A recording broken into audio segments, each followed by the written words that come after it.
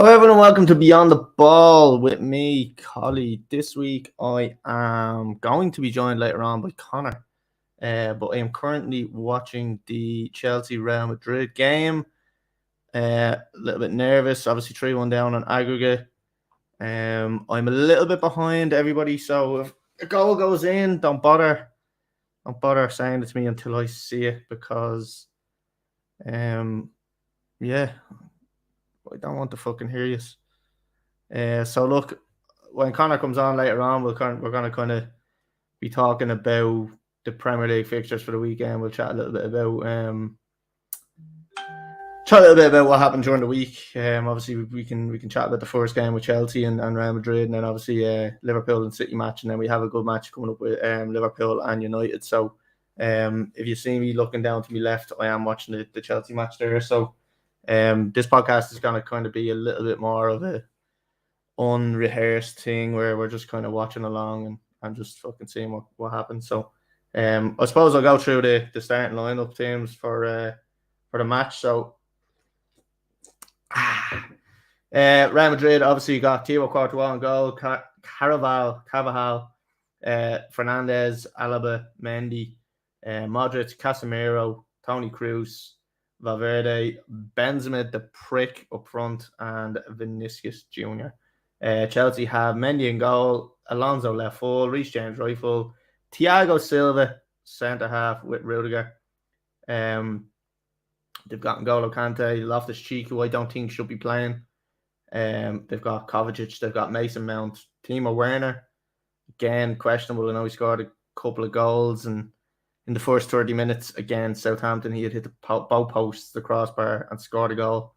But at the end of the day, only got fucking one goal in them 30 minutes. But look, he's kind of hitting a bit of form, so hopefully he can get on the score sheet here. I know there's going to be a couple of people that don't want them to, so they can take the piss out of me. I'm putting the sound on. I don't know whether that's going to come true for everybody, but I have to listen to it. So yeah, fuck yes. Yeah, it'll be a bit more crack when Conor comes on, because we'll be watching at the same time, and we'll be able to chat about the matches. So I don't want to jump into the matches too quick, because I want to hear Conor's thoughts on them as well. So yeah, I'm just going to be sticking with watching the match, and hopefully fucking Chelsea can score a goal or two in the starting few minutes, because they badly need a quick start. Oh.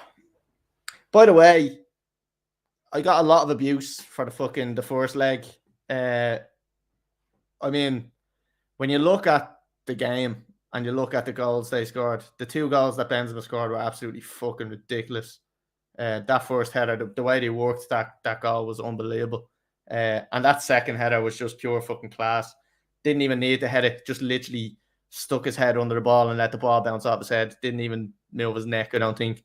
And then obviously the third goal was an absolute fucking shit show from Mendy. So other than them three fucking two world-class moments and one absolute dog shit moment from Mendy, we didn't do too bad. I didn't think anyway. So I think with the away goals, with no away goals now, it does encourage the other team to come out and really attack now. I don't think they sit back and they don't really want them. They don't really want them away goals now. They're happy to just play the game, and I suppose it doesn't really matter if they fucking concede now away. So that's probably why Real Madrid were willing to go and attack. Chelsea are hopefully going to do the same here, because it makes no fucking odds. They've nothing to lose at this stage. It's going to be a tough one. Oh, fuck me. Anyone that is listening to this on Spotify and is expecting a kind of a Premier League podcast, you will get that just in probably about half an hour or so, when Conor jumps on, because he's running a little bit late. So when he jumps on, we will be chatting about all the Premier League games. But for now, I am watching the Chelsea game, and I am focusing on the Chelsea game because it's a very important game. We are the current European champions. Oh, N'Golo Kante is absolutely outrageous. We are the current European champions, current world champions, and no one can take that away from us until Real Madrid do in the next kind of 2 hours. Other than that, we're doing well. Yeah, so if you're listening on Spotify, fast forward it. Fast forward until you hear me talking to Conor because go on. Come on, Timo. Go on, Timo. Oh, you fucking useless prick. Yeah, because you're going to just hear me talking shit about this match for the first while. So there'll be a lot of dead space. Let me see if I can fix this light. I'm looking very, very pale. I suppose that I am very pale anyway, but oh, that's a bit better.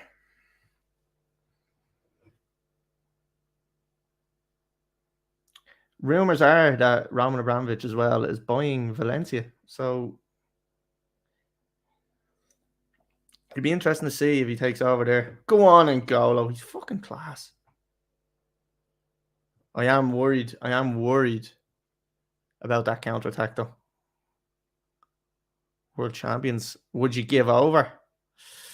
We are the world champions, the best in the world. Best there is, best there was, best there ever will be. For the next 2 hours at least. N'Golo, Conte.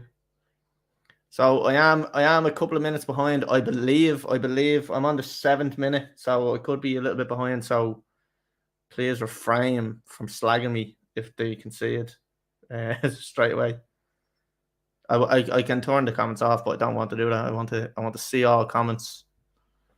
So we'll see how it goes. I'm gonna just put a little post on Instagram to let people know we're live. I'm watching this. Just so everybody knows.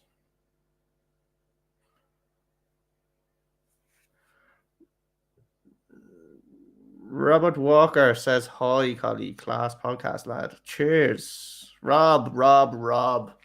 No doubt that first comment was in from Rob Walker, who was a diehard Arsenal fan for his troubles. Oh. Unfortunately, Rob has forgotten what it's like to lift a few trophies, but I'm sure the glory days will come back to Arsenal at some stage. Hopefully before he passes on to the next generation.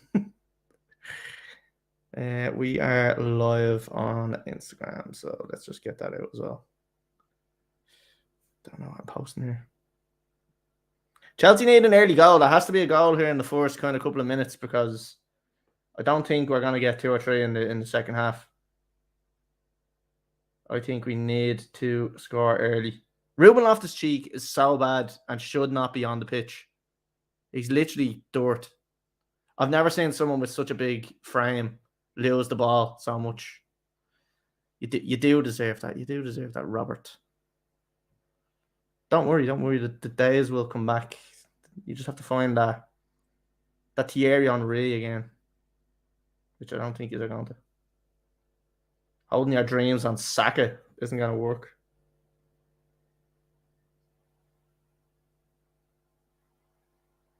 I don't know. I think if Chelsea can actually score an early goal, I think they might have a chance. Don't like the way they play with it. Oh, Jesus.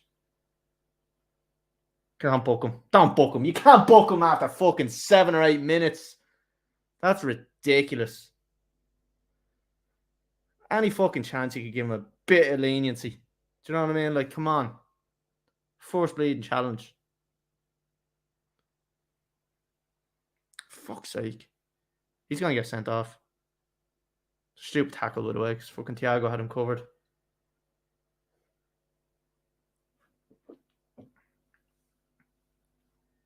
Oh, here we go. Fucking Benzema's going to put in top corner. No. Frozen. There we go, Rory. We're back. I am watching this very legally, by the way, in case there is any guards watching. It's all legal. It's What is with this pair lying on the ground? Why are players now lying behind the wall? Like, why has this only happened in the last fucking couple of months? Like, you never see goals going in that are after going under the wall. Why is everybody lying on the ground now? It's fucking stupid. I don't get it. Like, it's just a waste of a player. Go and fucking mark somebody. If they put it under the wall and it goes in, fair play to them. Oh my God. Ruben Loftus-Cheek are shit.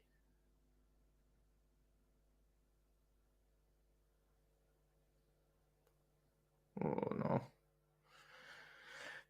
Oh my fucking God. Oh, he's awful. He is awful. I'd sub him now. Ruben Loftus-Cheek, I'd sub him now. He's fucking terrible. He's so bad. For someone who has such a big frame and just looks like he could do anything, he's just not doing it. Absolute dartboard. Sorry, I'm getting distracted by this thing here.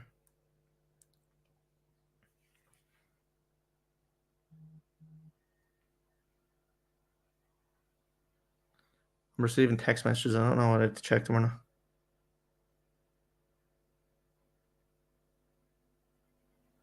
All right, okay. That's okay. It's okay. False alarm. It's not a message to take the fucking piss out of me. So we're all right. Yes. Come on, baby. Timo Werner. Oh. Let's go, Kai. Timo's just fucking taking part. That's all he's doing. He's just happy to be there. Chelsea fans actually just sticking by him. Do you know why? Because he works hard. Handball! Handball! Handball! Fucking handball there. Sorry, I'm getting fucking distracted. Oh! Oh, fuck's sake. Oh. Chelsea need to score. We need to score. N'Golo Kante. N'Golo Kante. I hate Courtois. I'm fucking sorry. I know he spent 7 years at Chelsea, but what a prick the way he left. Just an absolute wanker. Pulled off some absolutely outrageous saves against us, though. Come on, Ruben. Do something. Prove me wrong. Just so bad.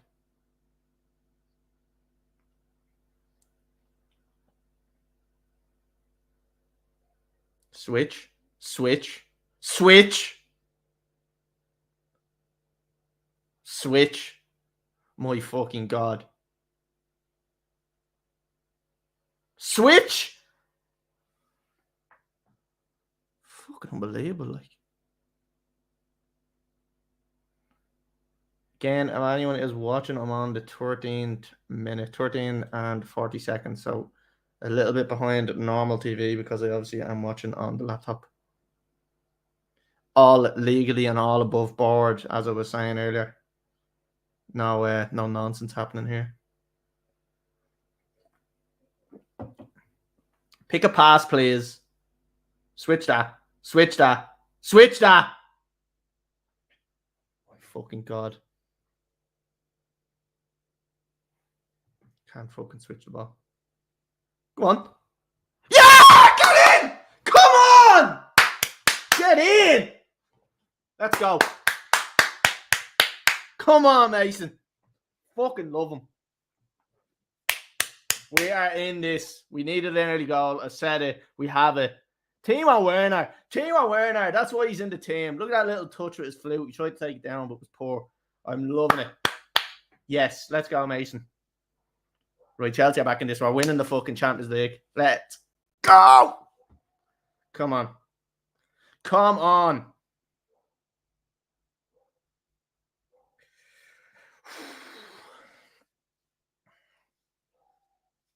A bit nervous now. A little bit nervous now. Dog's gone mad because she knows. She knows it's happening. Oh, I can't do what I'm trying to do here. Come on. No. Do not concede early. Do not concede right away. Please just hold off for fucking 10 minutes. No. No. Thank you. That's all I wanted. Just a forced attack just to get rid of it. Fuck me. Sorry. Come on. Sorry, I know this is boring to watch. I'm fucking putting something up on Instagram. It has to be done.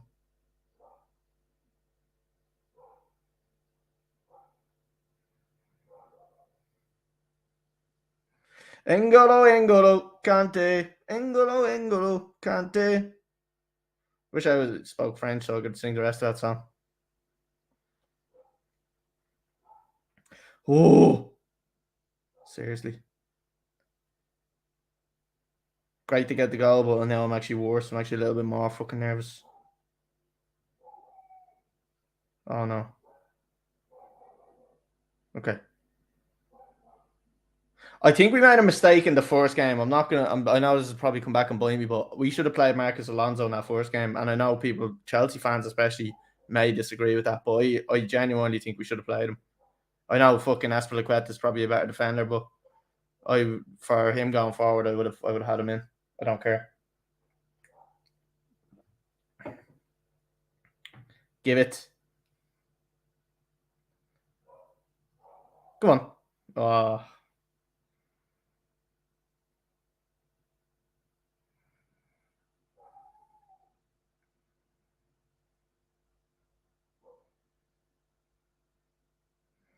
Come on, Chelsea. Chelsea. Chelsea. Chelsea. Chelsea. Chelsea. Chelsea. Chelsea. Chelsea. Chelsea. I'd say anyone turning on now is going, what the fuck am I watching? Come on, Chelsea. N'Golo, Kante. N'Golo, Kante. Kipembe, Kipembe. N'Golo, Kante. N'Golo, Kante. Let's get a little banner up on the screen here and let people know that we're watching Chelsea. And actually, we'll get that up.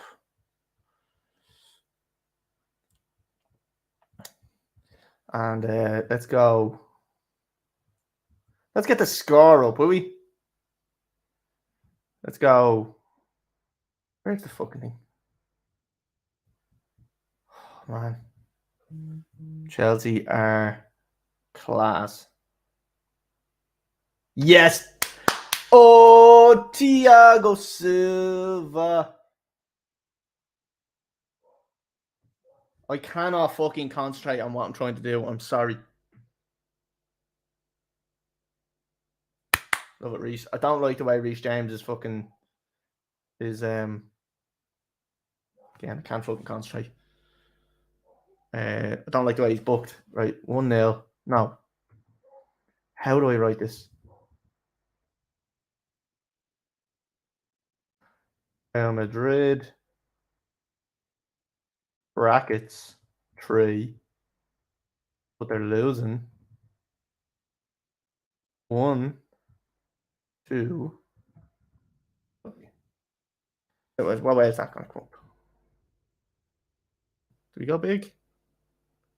Let's see if it looks better on the screen. Bigger.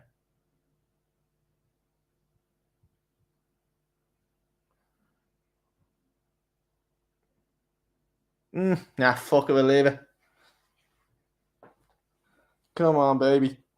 Come on, baby, light my fire. Conor is gonna love it when he comes on. I know he is. He's gonna be having the crack.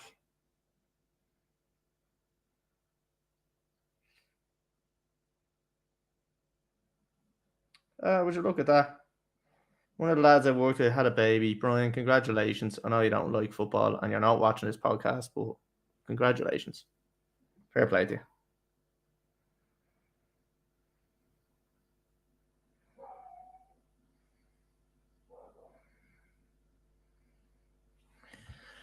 Ooh, let's go.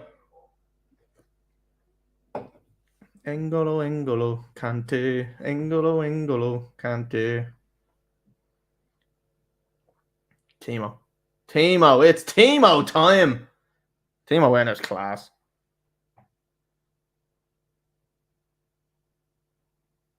N'Golo Kante. My voice is gone already after one fucking goal. I'm liking that turn, Ruby. No? Okay. Go on. Timo. No. Know your limits, pal. Keep them there. Keep them pressed. Keep them pressed high. I am on the 21st minute for anybody watching. Handball. Tommy Tuchel. Loving Tommy Tuchel, by the way.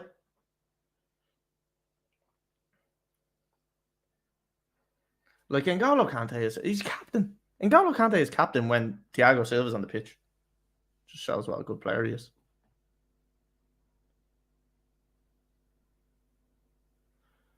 Thomas Tuchel, by the way, going through a divorce with his missus at the moment.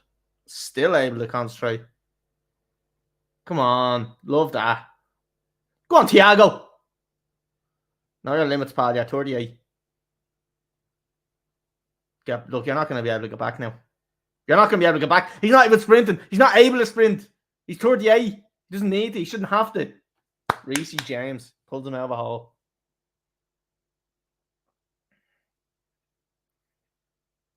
Do you know what? Let's see if we can get a background on. Feeling a Stamford Bridge background.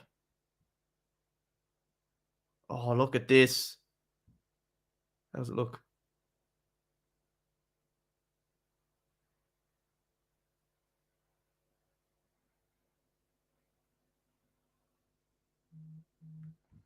Keep him big. Oh, look at that. Makes me look like a weirdo, but fuck it, we'll leave it. We'll leave it on.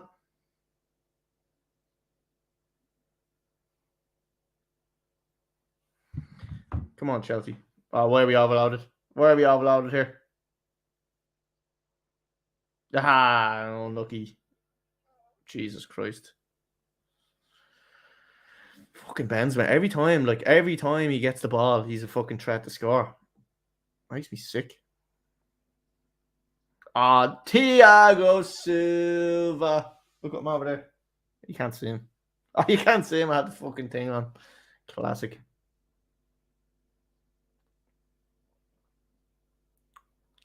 N'Golo Kante. Corner to Real Madrid here. If they score from this, I'm ending the stream. It's being ended.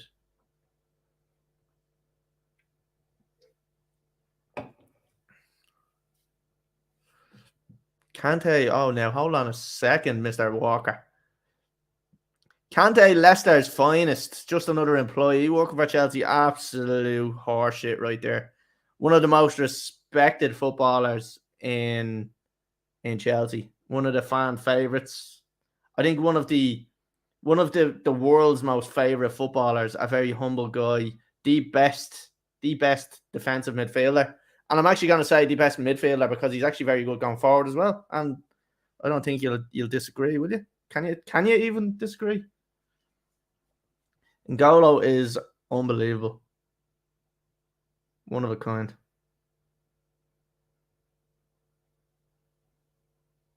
Come on, Timo. No. Fuck's sake. Timo hacked. That's a red card. Turning off this fucking filter. Don't like it.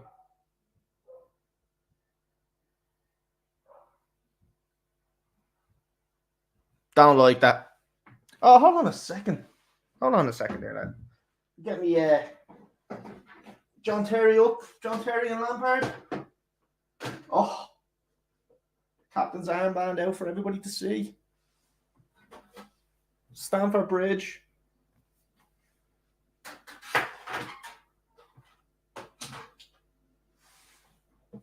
Chelsea crest. Oh, where would you get it? feel like putting on the captain's armband. That's how Leicester should be very proud. Oh, do you know what? I'm not even going to argue because Leicester should be very proud because they had a world-class player and we just stole him from him because he wanted to join a real club. Came to Chelsea and won everything under the sun. Not many players have done that. And not many players will do that in the future. And N'Golo ain't going anywhere. He is there till he retires, I would imagine. Unless PSG come in and give him fucking 600 grand a week. Joe wouldn't be surprised.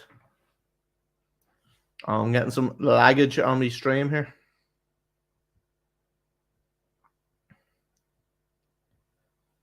It's okay, we're back. We're back. No, we're not back. Oh, we are back. Loftus-Cheek again gives the ball away. Not good. He's not a good player.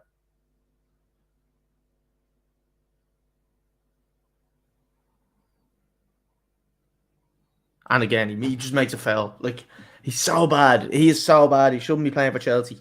Good looking bloke, but shouldn't be playing for Chelsea. Don't think so. Can't deny he's a god of a man.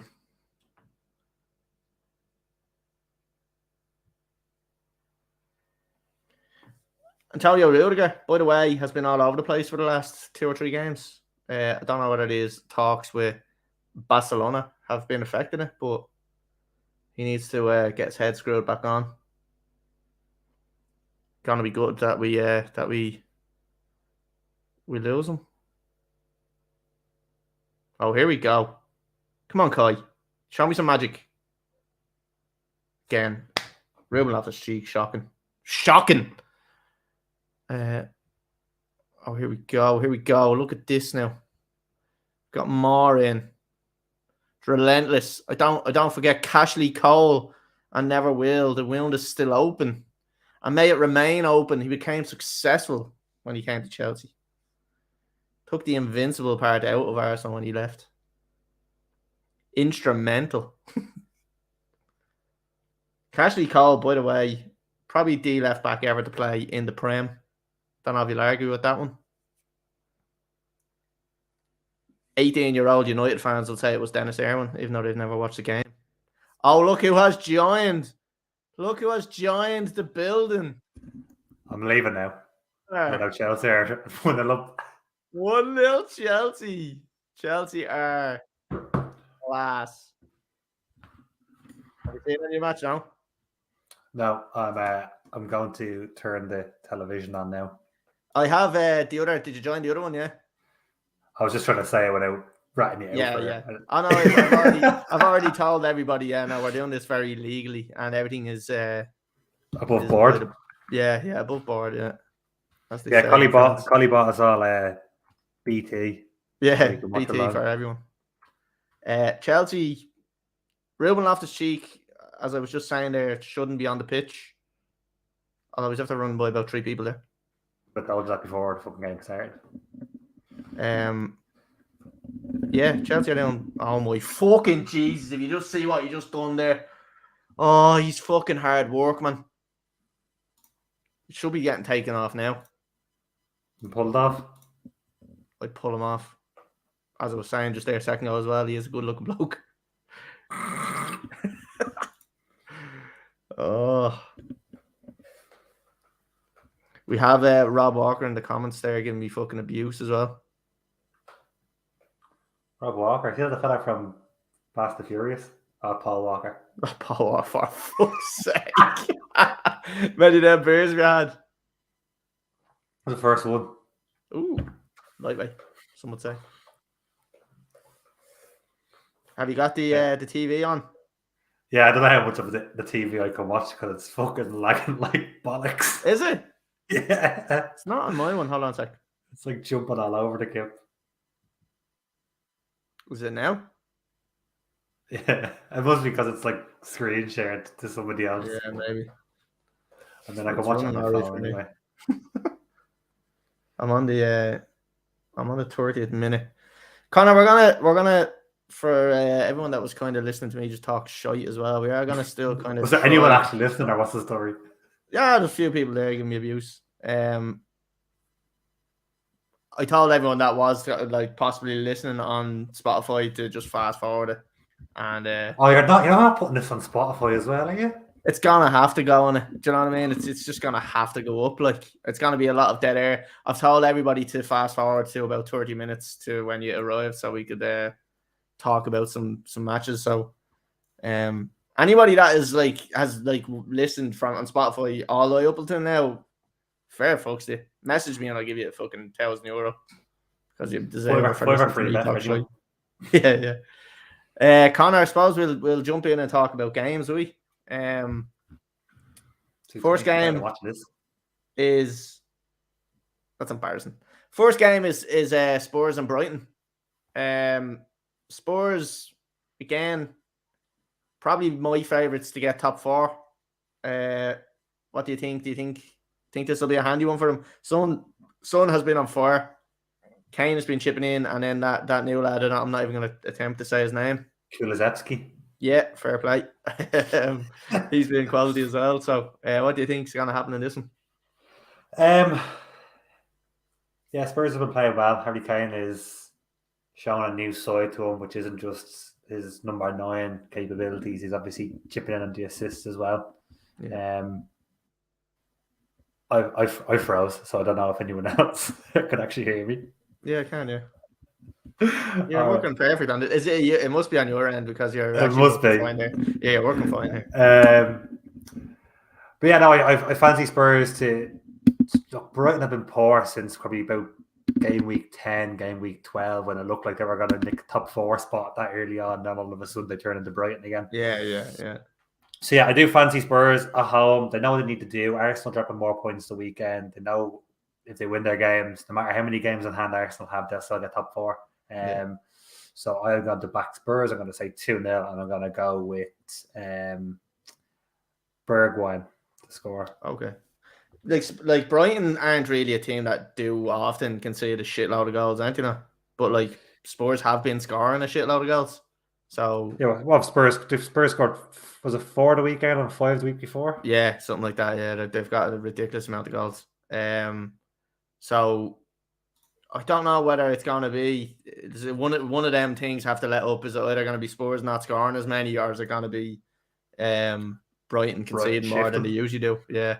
So I'm gonna say I think you're actually probably spot on with that. I'd say probably 2-0 to Spurs is probably the right show. And I'm gonna say Harry Kane to score because I took fucking Son. I took Son out of me fancy football 2 weeks ago, and he's been absolutely banging them in since. I took Mason Mount out on Saturday, and the fucker scores 2 goals and fucking assists. And so I'm just going to say Kane because Kane's sitting in there. So, 2-0. And this one, United and Norwich. So we haven't, obviously, we're going to talk about the United and Liverpool game at the end of it. So we won't spend too much time shining about United. So what do you reckon this one? Handy win for United? Oh, Jesus Christ. Oh, I'm a little bit ahead of you somehow. Did you see the Rudiger shot? Yeah. Holy balls. Never close. Really a try. Stop. Yeah, man. It's a stream, right? It's not perfect. It's not perfect. It looked closer than it was. Yeah, I'm like a couple of seconds ahead of you now, Colly. Hang on, let me do a pause. How? We're watching the same thing, are we? I'm on a different television now. Oh, you've changed your TV. Yeah. Nice. Just because this one's not like in frame. It's not full HD versions. Yeah. Okay.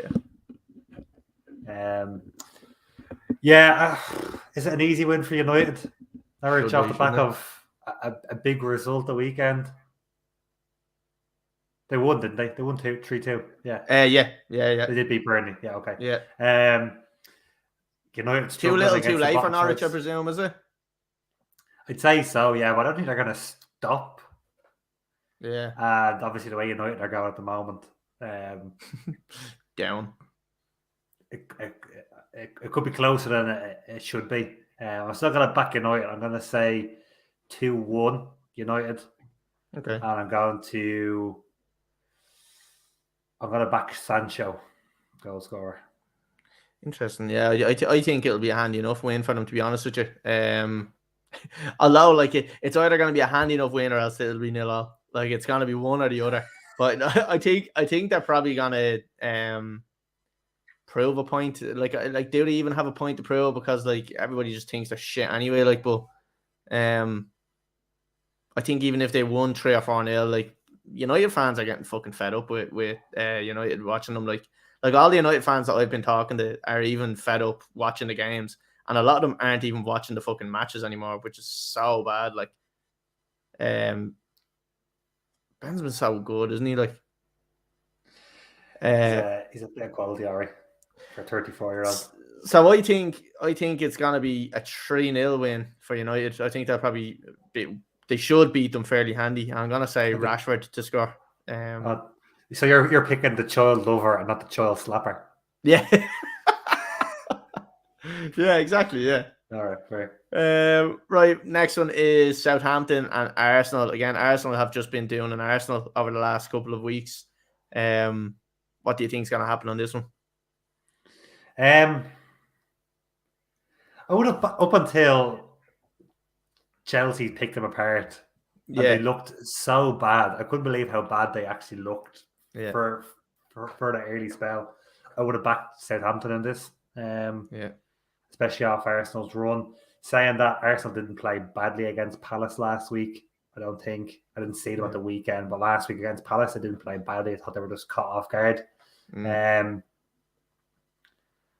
yeah, how easy Southampton are picked apart just makes me think that Arsenal can do it to them, but Arsenal will ship more goals than obviously Chelsea will. I'm going to back Arsenal. I'm going to say it's going to be a goal fest. I'm going to say 3-2 Arsenal. And I'm going to back Odegaard. Yeah. I don't know what I'm making of Arsenal lately. I don't know if Rob, if you are in the chat still, let me know what you think, because obviously we've been a die-hard Arsenal fan. I'd love to hear what your thoughts are lately of them. But I suppose Paddy always used to bring it up that, like, fucking Arsenal at the start of the season, and he brings it up every week because they were going on a good run. So they started off and they were dirt, and we kind of I suppose they weren't really dirt, but they had a tough run of fixtures, and didn't really get the best start. I think they lost the first 3 or whatever it was. I know they played Chelsea. They played the 4th game. They played Norwich, and one of them was going to get the record for the most Premier League games without a point. And Arsenal beat Norwich to give Norwich the record instead. That's how bad they got. Yeah, so that's a yellow card. So I don't know. Because, you ahead of me now. Is that for the one in the back? Yeah, I'm 38, 17, 18, 19. Oh no, we're about to say that. Okay. Yeah, mine is slightly freezing a little bit, and then jumping. So. Yeah, so like they obviously had that shit start, but then like after that, then they were flying and they had a massive run of games unbeaten. And then obviously we were hearing it from Paddy every week. He was like, because he did say it at the start of the season, he thinks Arsenal are going to do really well. Yeah. And he keeps saying it, but like he's gone a little bit silent now that they're starting to drop a few points again. But I don't know what to make of them now. Like, is it going to be that little blip, or is it going to be a thing till the end of the season? You worry about them. I had a good conversation last week in London with this fella I was talking to. He's a massive Arsenal fan. He's basically one step away from fucking Arsenal fan TV, right? As soon as Robbie kicks the bucket, this fella's taken over, is what I reckon. But the conversation was around like what's the feelings like within like the season ticket holders around Arsenal, and they're basically really comparing themselves to Jurgen Klopp's first season in charge at Liverpool, which is bizarre to me, as in he inherited not a great squad. He's bringing players up that are young, and he's going to dip into the market, not for a superstar, but he's going to bring in 1 or 2 players. To which I said, Arteta is an arky bastard. Why would anyone want to play for him? As opposed to, obviously, Klopp is now a little bit moany, but at the time he wasn't moany. And everyone loved him. Everyone loved Klopp, No matter who you followed, everybody at that time loved Klopp. A little bit of a moany bastard now, though. He is a moany bastard, but I don't see that with Arteta. I don't think he's going to be able to pull these players in who are just going to play for him as a manager. Yeah. But the only thing is, though, I would say about Arteta is he has worked under Pep, which that will appeal to some people. Like that will. So is the City kit man. Doesn't mean he can go and take over a team that want to win the Premiership. You know? No, but it's different. It is different. It's like coaching abilities there. Like he's obviously learned something from Pep. Like, and I think that stand from like I do think he's not a bad coach. Just a wanker. I just don't like him. He's a horrible boss. He's a horrible boss when he played as well. Yeah, he was. Yeah. But like I don't know. I think he might have a little bit more of a pull than you think. Like. Well, that's where they're thinking at the moment. They think that in the next 2 seasons, that this season for them was European football in general. Top 4 was a bonus. Next year is top 4. The year after is challenging for the league. Is where Arsenal fan mindset is. Interesting. That one is. Yeah. Yeah. It's a bold statement. It's a bold statement, Cotton. Let's see if it pays off. So what's your score prediction on this? You said 3-2, was it? 3-2 Arsenal, Odegaard. Okay.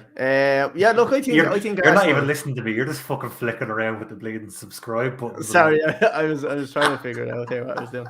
I couldn't. You want to see me earlier on? I could not concentrate on anything. I was trying to like type in the score and all, and I couldn't fucking concentrate because I was trying to watch the game. I do think Arsenal probably have a bit more to play for now at this stage. I think we're at the stage of the season where when I'm doing bets, I look at league position now and like if they won, what would happen? If they lost, what would happen? I start looking at that now. So I think Arsenal do definitely have a lot more to play for. Southampton are safe. They've not really got any fear. What we want to see is Arsenal and Spurs to keep picking up points. I think it's the 7th of May is a North London derby. That is going to be a fucking tasty affair. Both of them are still involved in the top 4. Yeah, definitely. So I think Arsenal should pick up the win here. I think they should win. It would be a tight win because Southampton, although Chelsea fucking spanked them 6-0, aren't usually rollovers. I know they always have a fucking shit show where like United beat them at 8-0 or 9-0 or something like that. But I don't think this game will be one of them where they concede a load of goals. But I think it'll be tight. So I'm going to go 2-1 Arsenal.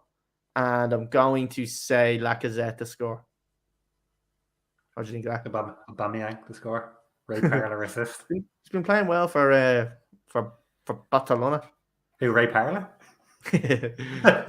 Next one, Watford and Brentford. Obviously, massive game for Watford, fighting for survival. Brentford to me have probably done a lot better than I was expecting them to do this season. Why by conking out Chelsea at home? Yeah, exactly. Top class team, better than Real Madrid. No, I think they also tonked Chelsea. It's time for a bridge. It's a common fucking denominator here. Yeah, basically. So now look, I've been impressed with Brentford, but how do you see this one going again? This is one of them games where Brentford are pretty much safe. Watford fighting for their lives. Do you think like a bit more motivation for the Watford team? There should be, but you would have thought Watford looking at last week, playing Leeds at home. There has to be looking at that and saying that's a 6-point game. Yeah, it was a 6-point game. Leeds have pulled away from the drop, and Everton pulled away from the drop with their results the weekend. Yeah. So they're not officially out of the woods though, Everton. No, not officially, no, but by Watford not winning that game, which to them would have been not a bad game to go out and beat Leeds. You know what you have to do to beat Leeds. Yeah. It's not a tricky assignment to go out and beat a Leeds team if you set up right. It was very disappointing to see that, and that makes you think like a game like this is not something they're going to get a result of, regardless of where they are in the league table. Yeah. Brentford, as you said, they're doing as well as I thought they would do. I did think they would be a mid-table team when they came up. Did you? Did you actually think that? I didn't. Was that purely down to Tony? No, not purely down to him. I thought they would be a little bit nastier. I thought they would do like a Leeds first season up and just be a little bit nasty, a little bit cute and win games. But they're actually playing some nice football. That's what surprised me, is I didn't think they had that in them to play good football to get them up there. I'm going to back Brentford. They did play decent enough football in the Championship. I wasn't sure whether they were going to do that against like a Premier League team. But they also did the thing where I'm not going to say it was Bayern Munich standard, but they were able to switch if they wanted to go long ball and direct football. They could go long ball and direct football. And they did it last year in the Championship. The plan B, a huge plan B with Tony playing up front and winning knockdowns off of him. Yeah. But yeah, I fancy Brentford. I don't think Watford's league position is going to give them this big boost, especially if they can't go and beat someone who's right next to them last week. I'm going to say 2-1 Brentford, and I am going to back. He's been involved in a lot of goals recently. I'm going to back Christian Eriksen. All right, yeah, he has. Yeah, fairness to him. He's been great. He's been flying since he's back, which is fucking. It's great to see. Like, oh no, like one throw in has just put him in on goal. Sorry, he's not in on goal. I know, but like to me, that is in on goal. We're going backwards on the fucking touchline. Yeah, right. We're half time in the match anyway, so grand. We can fucking show you on about. You're about 2 seconds ahead of me, and I know I'm gonna hear it. Oh fuck's sake! Or I'm gonna hear yeah. Well, I got one earlier, and my fucking throat was gone for about fucking 5 minutes after screaming.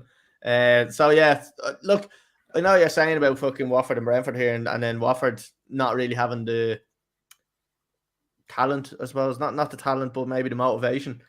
But I think this one, I have a weird feeling they'll get something. But I just still don't think they'll win, because you made a great point against fucking playing against Norwich, who should have been a 6, or sorry, Leeds, who should have been a 6-point game, and they couldn't get the job done. I think this is probably going to be not even close. The game was over after 14, 15 minutes. Yeah, like it was. Yeah, good. So it was poor. Like, so I think you might. I think it's going to be a draw. I think it's going to be a 1-1 draw in this game. I'd love to say Dennis will score, because I'm probably going to put him into my fancy football, but I don't know if he's going to or not. So I'm gonna stick with him. I'm just gonna go back to a comment in from Rob, who obviously is an Arsenal fan. I don't think Arteta is the answer, Colly. He is a poor man's Guardiola. I want Brendan Rodgers, and nobody will tell me any different. Brendan Rodgers is at Arsenal. It just sounds right. Yeah, I don't like Arteta. I'm gonna just put that out there. I know, like I'm saying, like he probably has a bit of a pull just being associated with Guardiola, but I do rate Rodgers as a manager. I think Rodgers is fucking brilliant, and I think he really would actually suit Arsenal. And I think that would be a great project for Rodgers, because Rodgers doesn't seem to be a manager that goes to these teams and gets sacked in 2 years and struggles straight away. He usually builds something good. Like, he done it with Liverpool, got really close to win the league. He's done it with Leicester, done great at Celtic. Like, he's a really good manager. What do you think of Brendan Rodgers at Arsenal? I don't think Rodgers works in a typical top 4 club. Yeah, he did well. He worked at Liverpool because of how low Liverpool were, and there was only a certain level that he was going to take them. I think them challenging and whatever it was down to the second last game of the season for the league was an overachievement for Brendan Rodgers and that team. I don't think anyone expected it to go that high, and I think that's about as much as he has to give with a club. Obviously, that's a good thing, though. Like, in terms of like a manager being able to overachieve. Oh no, it's a good thing to be overachieve, but to overachieve to a standard of consistent top 4 if you want to go win the league is not good enough. You need to have that level of winning. He's not a serial winner. I think anybody in that level needs somebody who just wins. They win no matter what. Pep Guardiola wins no matter what. Klopp, when he was in Germany, won no matter what. Tuchel, when he was in France, won no matter what. Like, I think you need to have that winner's mentality as a leader first of all before you can actually get players going. Is that a reason why United are struggling? Would they be able to go further with a manager who had a winning mentality? Maybe. He came from. No, there's very, very few around though. In fairness, like there's very few. Well, I would always thought of, well, we go back to it again when he was free, but to me, Antonio Conte is a winner. Yeah. He's a winner. Yeah. He's a winner. Only walk away. Yeah. And it's up to where fans want to go again. If you want to take Brendan Rodgers in to get you back into that dogfight for the top 4, more consistent into the mix, go ahead. He's not the long-term solution. Do you wait and risk it on somebody who's unproven with no track record like Arteta has to see if he has that little bit of bite about him to go further and to start challenging again? I don't know, but I think Rodgers might not be a bad stepping stone, but you'll definitely need to go to somebody else if you want to push on to be one of the best teams in the country. Yeah, and as Rob just says there, Conor, Arsenal fans need to realise we are not a top 4 club anymore. And I think that could be this year. They're on the verge of being a top 4 club this year. I know it's not consistent as in like the big 4, but you get into I think it's now changed to a big 6 though, hasn't it? Like it's nearly gone. It is nearly gone to top 6, and then obviously you usually have them breakaway 4 teams. This year we obviously have the exception because United, Arsenal, and Spurs are all kind of fighting out that 4th spot. But it is the top 6. It is kind of like we always talk about this top 4 team, these top 4 clubs. But we're only saying that because they're the Champions League spots. Like the top 6, there's probably not a lot required in each of them teams to really get them up challenging for, I suppose, a secure 3rd spot rather than like there is a gap between City and Liverpool. I think we can accept that. Like, but that's the case. Like, why is it the same team so consistently getting in there? If there's not that much between them, why is it always? You can name 3 teams straight away who are going to get in there at least. One spot. I think there is a gap. So I think two for sure. City and Liverpool, there is that gap. I think between them and everybody else. Put Chelsea into a guarantee. Maybe they won't walk away with 3rd spot, but they'll get a 4th spot. It would always be consistent, confident that the 3 of them over the last 3 or 4 seasons would pick up a Champions League spot. And there's obviously a reason behind it. Chelsea weren't really talked about like that until they won the Champions League. And I know I was always fucking saying, because I was a Chelsea fan, a little bit biased about it, but like Chelsea were never really taken serious, I don't think, until they won the Champions League, because everybody was looking at them in the Premier League and was kind of saying, well, look, they're not really. You can still see there is a gap between City and Liverpool. And then like as soon as we won the Champions League, everybody started noticing again, and everyone was like, Jesus Christ, this team is actually fucking really impressive. Like, so I don't know. I think they kind of slipped through. It just went away because of the transfer embargo and stuff like that. I think that was the reason why people slipped away. I don't think anyone doubted the ability of the Chelsea squad in regards to being able to challenge, but everyone knew they needed to bring in players. And since then, they have brought in players. It's not like they haven't done anything and it's the same squad that's gotten them through. They have brought in people. And in fairness to Lampard, he has brought up great players like who are still proving it. And I know everyone was saying, "Oh, Lampard favours the English lads," but in fairness, Reece James, he's brought up. He'll do a great job with the Championship next year when he gets relegated with Everton. I'm happy with that. Don't worry about it. I can't believe they're talking about me. A big smile on my face. It's so bad. Asian Rafa, I'm telling you. Oh, it's fucking so bad. But anyway, look, just the fucking. I don't know. Like, who else would you be getting in if you're an Arsenal owner? So this is the thing. Who's floating around at the moment? I suppose like fuck all. Marcelo Lippi's floating around. If he wants to come back out and manage again. Proven success. Luis Enrique floating around. Again, he's touch and go with his health. So it's like a case of like depends on what way he is.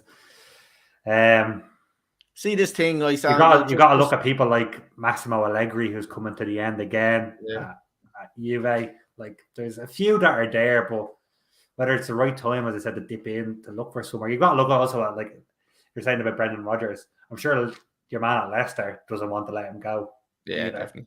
So I want to ask, right? So obviously, I've gone a little bit off on Arsenal here and gone to just while we're on the topic of managers, United. So obviously, I seen today that United have pretty much confirmed the signing of Ten Hag as manager. You talk about there just the serial winners. Have they gone to? Have they kind of? How do I word this in a way? Like they've gone to a person that has won at one of the really top teams in Holland and classed him as a serial winner because he's won a couple of things there. Like, have they? Is he a proven manager because he's won a couple of trophies at Ajax? Like, I personally don't think he's the right man for that job. I don't envy the job of trying to find a manager at the moment because there's not that many good ones floating around. So is he the best of a limited bunch? Maybe. And in fairness to United, they have to do something, whether that's a new manager comes in and just keeps the status quo as is, or they get a little bit of improvement over a little bit more stability. They'll probably see it as a success and they'll move on when someone else becomes available. But at the moment, it's either that or you try to pull a big manager away from a big club. And where the odds of that happen? I think everyone who's anyone is sewed up or has already managed at United in the last 8 years. 4 years. So could be 4 years. Yeah, it could be 4, or whatever since Ferguson left. So it's like it's not an easy job for them to pick someone. I reckon by picking anyone, United fans will be not maybe happy about it, but obviously like optimistic about change because like you're gonna have to see it as it can't get any worse than what's in there. He was a caretaker. He always was a caretaker. They never said anything otherwise, but what I heard anyway. So if they're going to say he's a caretaker the whole way through, they have to bring in someone full time in the summer. So I just genuinely think that you just keep getting it wrong, like in the managerial. No, I wouldn't be slapping him on a 5-year deal. And no, absolutely not. I'd put him on a 2-year, put him on 24 months, and then say, look, here's a story, and then at least leaves you free. Then after 12 months, if shit still hits the fan, I think what United free or someone else comes free. Yeah, exactly. I think what United fans need to wrap their head around is we're in the modern day football. The days of a Fergie is now gone. Like you're lucky to get 3 years out of a manager at a team, so you need to get free.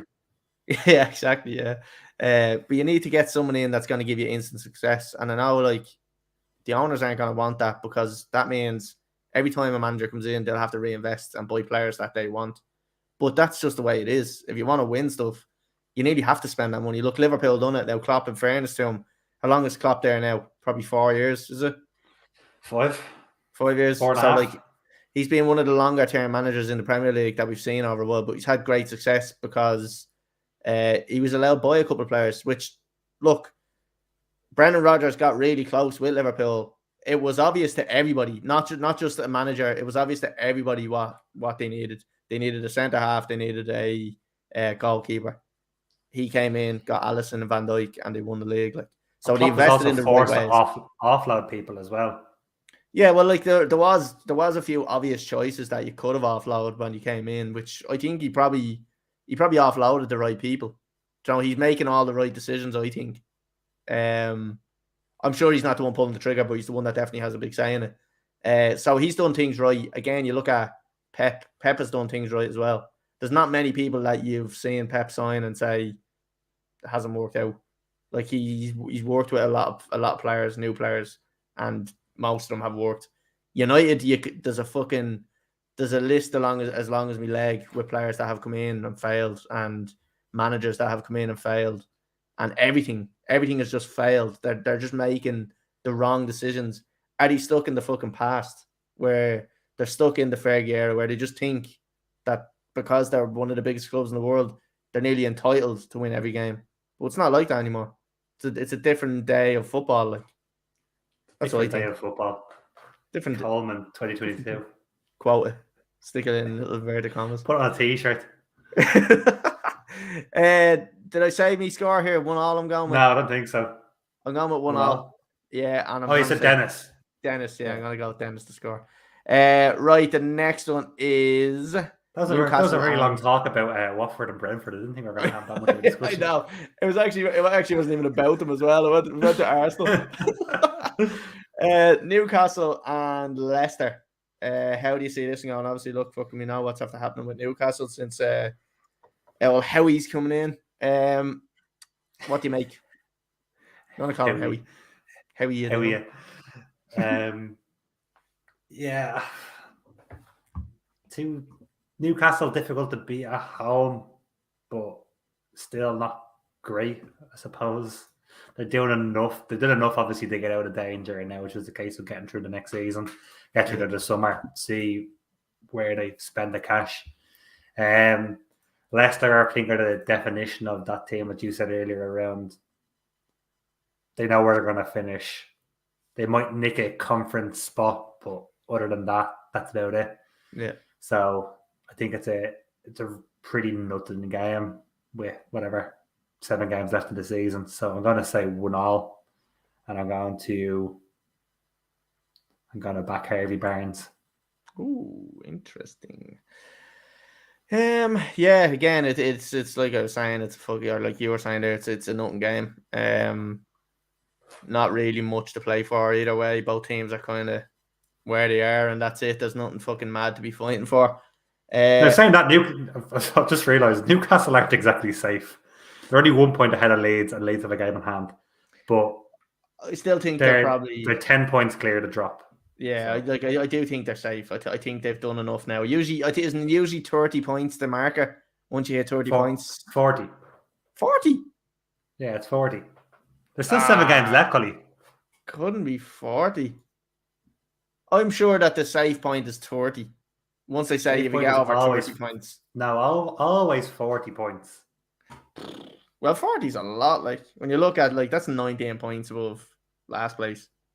Yeah, look, 40 obviously. That's why last place don't go down. Yeah, like 40 points, you're obviously guaranteed you're not going down. Like, but yeah, but I don't think 40 points. But no, I don't think that Leicester, or sorry, Newcastle are going to get themselves in any bother from now. I think they could probably lose. How many games they got left? 10, 8, 7 or 8. 7. Like there's 7 games left. I think if they lost 5 of them and drew 2, I still don't think they'd even go down. Like I think they're safe now at this stage. 10 points is too big of a gap. They won't get to the magic 40. Yeah, well, how many points do they need? 6 points for the magic 40. So the match is back on here, so I'm just gonna turn up my volume just so I can hear it a bit. Again, like you're saying, a nothing game. I think Leicester probably have the better quality. I still think Newcastle need 1 or 2 signings. Obviously, in the summer, it's probably going to happen. So I'm gonna go with Leicester to win 2-1, and I'm gonna say James Maddison to score because I have him in fancy football, and I fucking took him out from it. Oh, Jesus! Sorry, Chelsea were just on the break there. Yeah, so I'm gonna say 2-1 and Maddison score. What time are you having your one? 45-40. What the fuck is going on with this? What have you got? What's going on with television? It was at that, and now it's just cut back to 45-20. I mean, the television's all over the place here. Hang on. Right, next one anyway. We're moving on to the next game. West Ham and Burnley. Look, as far as I'm concerned, Burnley are relegated. I don't think there's any way they're staying up now. Like we were saying about that Norwich game, that was the one. That was the one they needed to win, in my opinion. Not losing that is fucking. Oh, hold on. Is there a flag? Is there? No, can't see. I'm trying to get me. Oh, that's a penalty! That's a penalty! Oh my god, that's a penalty! You're so far ahead of me. It's ridiculous. That's a penalty. Why am I watching this on live score? It's free on live score, isn't it? Hold on. We just say as well that Villarreal and Bayern Munich is still 0-0. Really? Yeah. Oh my god! Imagine. I don't know. That's probably not a penalty. Probably overreacted there. I won't lie. Yeah, that's right. Don't know. I don't think that's a penalty. Imagine went through.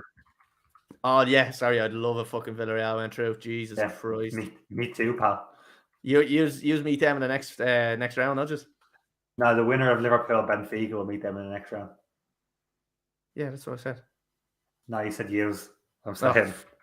Not so West Ham and Burnley. Sorry. So as far as I'm concerned, Burnley are probably going to be relegated. West Ham, like they were flying for ages, and then they kind of just started dipping a little bit, didn't they? Like they kind of just fell off a little bit. I think they're probably going to be too good for Burnley in this game, and I'm going to say 3-1 to West Ham. Bowen. Antonio has kind of fell off a cliff. He hasn't really been scoring that much. I'm gonna say Bowen to score. What do you think? Bowen and what? Sorry, hold on a sec. Put RT on miles behind. We know we're miles behind. We are on the 48 Shut minute. up, Paddy, will you? Yeah, we're not watching it on live TV. We have to watch it on the laptops because we're up in the room. So, don't put that up if anybody scores. Anyway, probably saying that because Chelsea have Chelsea fucking have to equalised. concede. Okay, So, what do you think on this one, Connor? Yeah, sorry, I'm just sort of getting that game up again, and like all I can hear is Martin Tyler now in my ear. West Ham were very poor the weekend. I was very disappointed.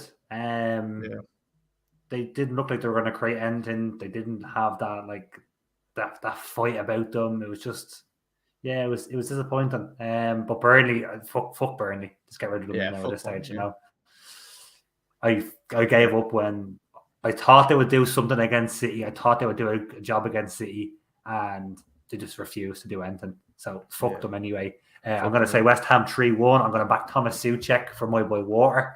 Oh, yeah. And, nice one. Chelsea had a chance there. I don't know if you saw that or not. Or am I ahead of you now? Sorry. I will elbow cough. I don't know whether that's an emoji he's putting up there. Right. The next one, Connor, is... The next one is... Don't be putting it up. Don't be putting it up. Who's at the scoring? How far? Rudiger.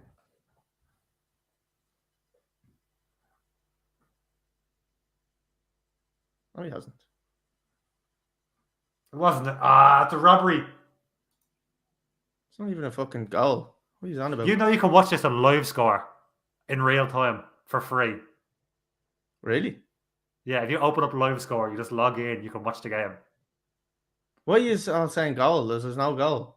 There was a goal. What? I'm like a second or third corner. Oh, there's a goal! I told you. Fucking hell. I fucking said don't put it up in the bleeding chat if there was a goal. Oh my God. Right, I'm going to live score then. Oh my God, Chelsea are back, live baby. Score. Live score? Live score. I need a fucking account. Just put in your email address and the password, and that's all they look for. Oh my God. We are back in it. Chelsea are going to win the fucking Champions League. Clip this. Shit, you did it. Retaining it. How do I watch? Right, hold on. Holy fucking shitballs. Connor, sorry. The game that's on the screen there. I'm going to close this. The thing about it is like you can't mute it, so it's the same volume as you, so I can't really hear you. Hold on a second. Sorry for anyone that's watching because this isn't entertaining, but I don't care. Do I have to put in and make up a password or what? Just put in an email address and a password and then click register or whatever, and then go back into Real Madrid Chelsea and click on the box on top that says watch. Oh yeah, I've got it. Oh yeah, it's very loud, isn't it? Yeah. Right. And there's no individual volume control for it.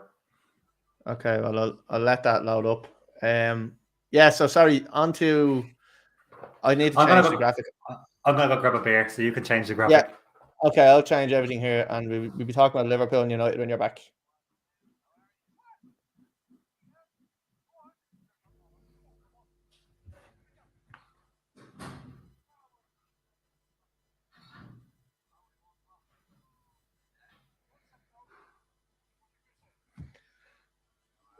Oh, God.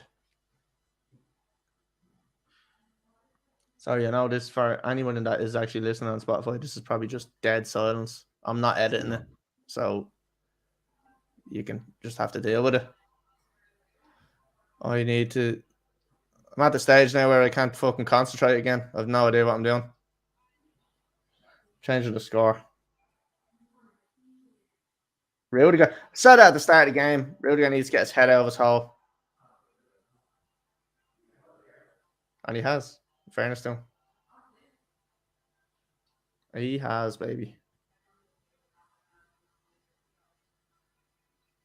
Oh my God, why does it take so long to load up?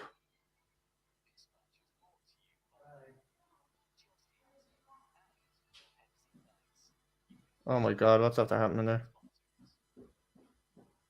They're looking for a pen. Okay, right. That's a All right. foul. Hold on. Oh yeah, I have Martin Tyler here now as well. Right. He's a loud man, isn't he? He is a loud man. Sorry, Connor, I'm trying to just do this. So so like Liverpool United coming up on the weekend. How do you see it going? And what are your thoughts on United and Liverpool so far? So far. Yeah, obviously like happy with Liverpool as is, It's they have surprised me from what I thought at the start of the season. Yeah. As in like they overachieved. I'm wondering, okay, so you're obviously got into like that's next week, isn't it? Anyway. Yeah, it's because Okay. it Yeah, kind of it's on like a Tuesday. What a save, Mandy. Yeah, so it's kind of similar to what we had spoke about. United are underachieving. This is definitely a game where Liverpool don't really blow United out of the water. I know they've won the last two by 2 goals, but they've always been a last-minute Salah goal. That's kind of the way it is. Liverpool go 1 up, they hang on, and then we had the break in late on in the game to win it. Yeah. I still see Liverpool winning it. Liverpool have to win it. There's no ifs, buts, or maybes. It's they have to pick up as many points as possible into the end of the season after getting the draw yesterday, or draw on Sunday, I should say. Sorry. Yeah. So I'm going to back Liverpool. I'm going to say 2-1 Liverpool. I reckon it's going to be a close game, and I'm going to back Luis Diaz. I think. Yeah. What do you make of Diaz so far? I think he's been fucking quality. Big fan. Big fan. He looks class, doesn't he? He's got everything you look for from one of those. Not a fast winger, not one who's going to burst in behind, but like a little aggro little one who'll shove someone off the ball. He's got good feet. He's got good vision. He's got great work rate. He's works off the ball. He works on the ball. I'm a big fan of how he settled in. I didn't think he would make an impact until next season, but the amount he's already done is unreal, to be honest. Just so you know, if you right-click the tab of the live score up the top, you can click mute site, and it'll actually mute it for you. Oh, you can. Oh, it's so much better. Yeah. It was literally the same, and I was like, I can't actually fucking deal with this because it's the same volume. I couldn't even concentrate on what you're saying. Come on, Kai Havertz.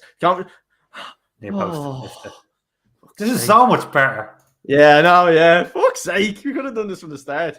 I forgot. I was like, I knew I was on live score. I watched all the games on live score. I was like, what? Like, no, but we were watching it legally anyway, so it makes no difference. Like, but yeah, I suppose with Liverpool, looking at them I know I asked you this a couple of times, but looking at them over the next kind of 2 or 3 years, when you see kind of Klopp stepping out and Salah kind of probably stepping away, maybe. Like what do you see happening with Liverpool over the next couple of years? Well, I always said that Klopp will finish at the end of his contract, and that's in 2 years' time, 2024, I think. Yeah, 2024, and that's just the way it's going to be. Salah, in the meantime, I think Salah will sign his new contract. I think he's. Think so?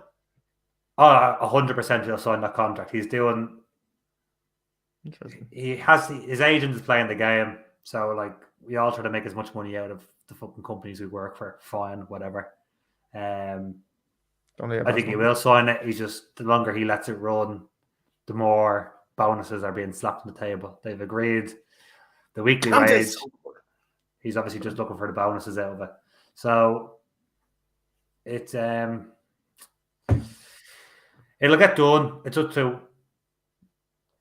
If you keep him for 5 years or whatever is down on the contract, like there's no sell-on value afterwards. So it depends on what direction Liverpool obviously want to go. If you want to sell him now. If you're not going to sell him, if you're going to keep him till he retires, happy days, then keep him. Yeah. But if they get to this whole thing of where the next contract he has, he's over the age of 30 and they don't want to keep him on anymore, well, then it's it. it's a case of we lose basically on it. So I don't see a sign on why they wouldn't want to keep him. Do you know what I mean? I see no reason why not. Like he's like, in a literally poor no run of diff. form at the moment, but he's still one of the best players in the world, regardless if he goes 5 games or whatever it is now where he hasn't exactly been performing. Who cares? Like, yeah, exactly. they all Because do he's it. still effective in the game, though. Do you know what I mean? It's not like he's really playing bad. Like but he's still kind of effective and putting in dangerous passes and stuff like that as well. Like them little short passes are kind of I'm killing saying teams. he's in a poor run of form. He's got 3 assists in his last 3 games. Yeah, exactly. So like, he's still chipping in. Like, do you know what I mean? yeah. Like everyone, no one's seen him on the goals on the score sheet, and everyone's like, "Oh, what the fuck is he's playing shy?" I mean, you have to really look at the game to know that he's not really fucking playing shy. Like, Yeah, but he'll get secured in anyway. It just comes down to, again, I said at the start of the season need an out and out number 9, and now Jota has kind of replaced that almost. yeah, I don't think he's got a long term in him. I don't think he is that kind of player. He's covered up a lot of poor performances by chipping in with a goal. Yeah. But it's not what like you need someone to play bad and then like come in and play just score a goal out of nowhere. Come here, if your job is to score a goal and you play shy for 90 minutes, but you guaranteed to score, fucking who cares, you know? Yeah. But what like if you were to if I was to say to you, right, you can take a number 9 now, who are you taking? Who? And again, it's only very recently. Harry Kane fits in with the Liverpool style of football. Yeah. In regards to he'll drop deep, he plays that like Bobby Firmino role. He'll drop deep, he creates play things it and run. But he'll also get on the other end of it, where obviously Bobby's not notorious for his goal scoring. He's just more of his link-up play. He can chip in as well. I'm not saying Liverpool have to go and buy Harry Kane. I don't think it's definitely not worth the price tag, especially in like a World Cup year when I'm sure it's going to fucking balloon up even more. And whoever dives in there is going to be fucking nuts. Just let his contract wear down. He's not going to stay in Spurs again.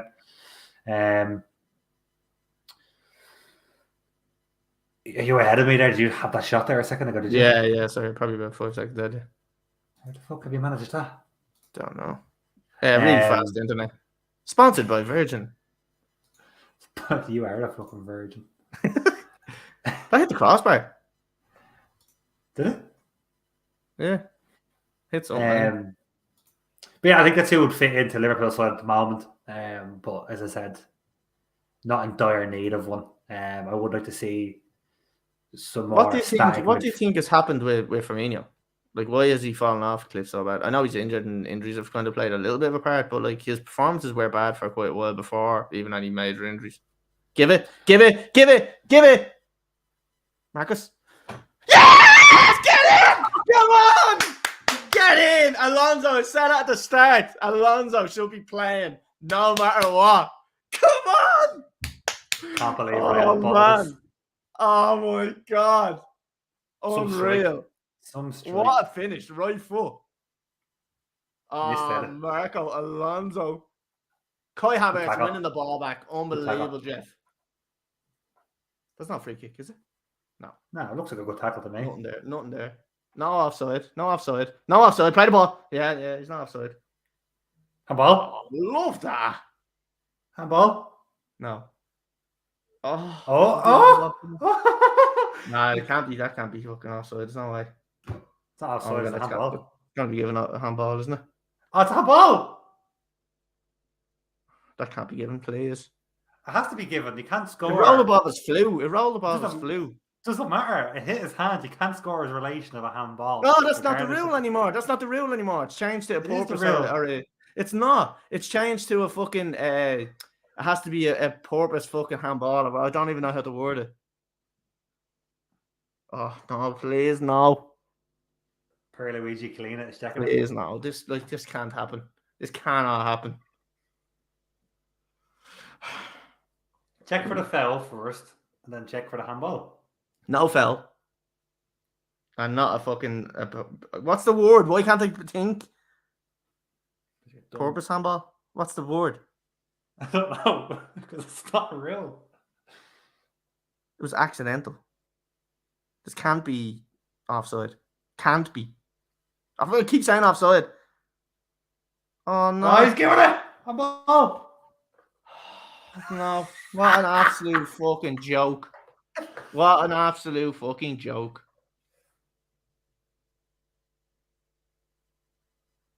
What a fucking joke. That's a fucking joke, that is. It's a handball. No, that's bollocks, that is. Come on. It's a handball. That's fucking bollocks. Like that, like how the fuck is that given as a fucking handball? Because everyone else has to deal with it once it hits the hand. No, that's fucking horseshit, that is. Fucking VAR ruined it. They want to get rid of Chelsea because fucking Abramovich. Here we go. Fucking conspiracy. Boom! Fucking smash him. Valencia now or whatever the fuck, isn't he? I heard Sevilla and I heard Valencia. Which is yeah, Valencia. He's getting both of them. Yeah, it's Valencia. He's just getting both of them because fuck it, why not? What a fucking bullshit. It's not a goal. Boris. Colly washing his jizz off the floor. Fucking horseshit, man.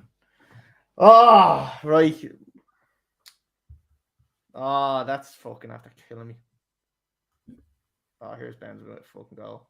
Jesus Christ. The fucking crossbar. Right, back to Liverpool and United.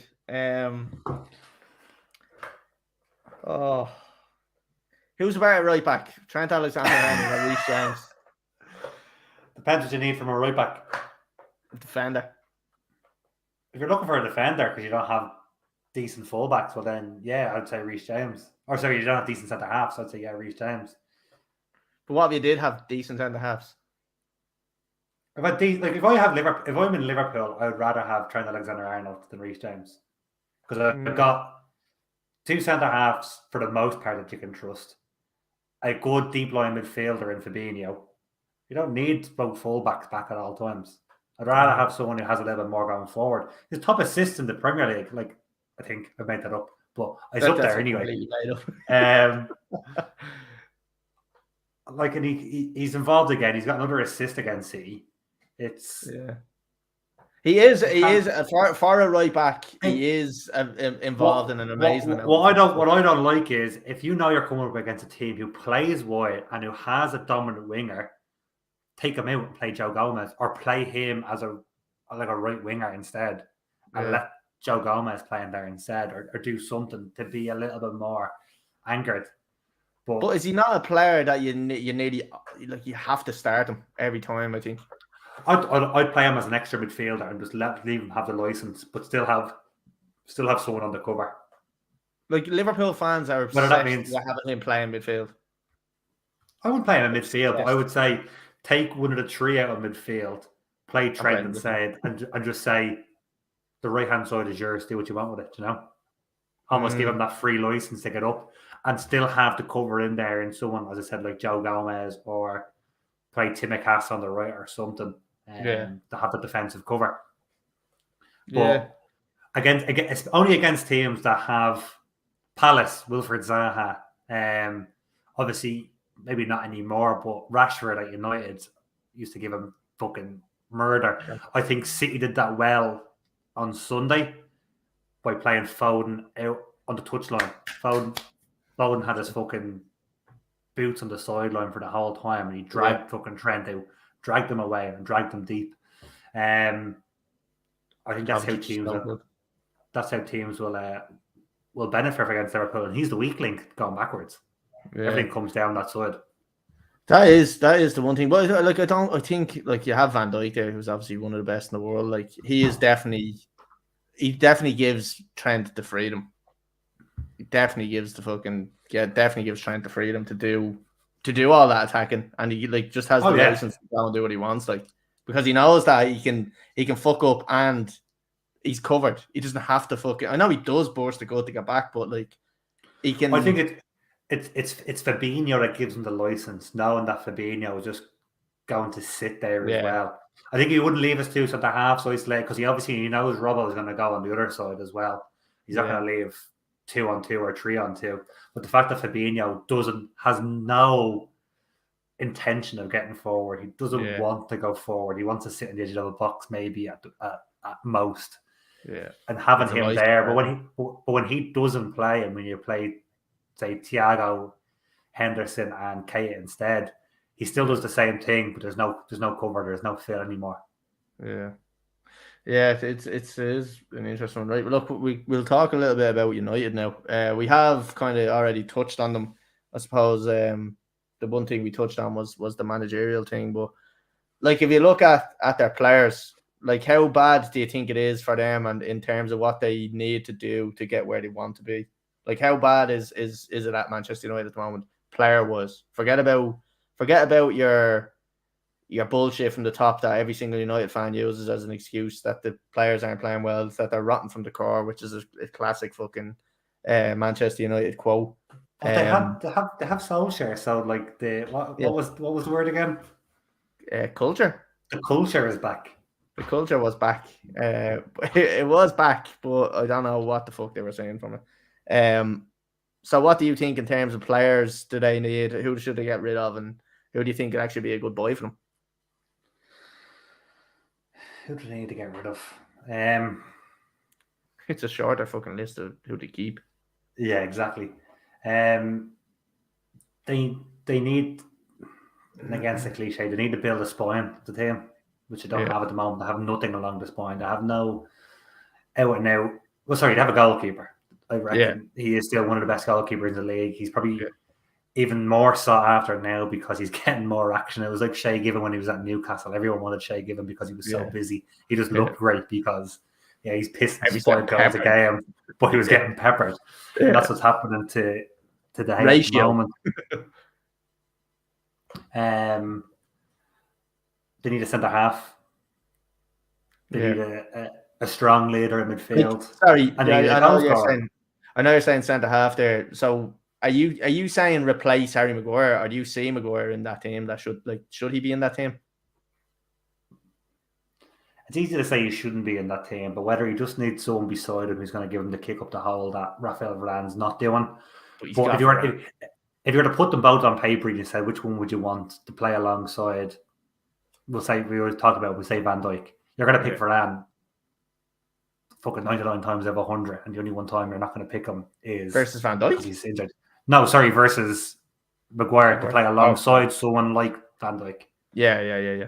So if you're going to say Van Dijk is going to play and one of either Harry Maguire or Varane is going to play, unless Varane has blatant food poisoning, which you probably still pick him, they're going to pick him. So they need to have has his leg amputated.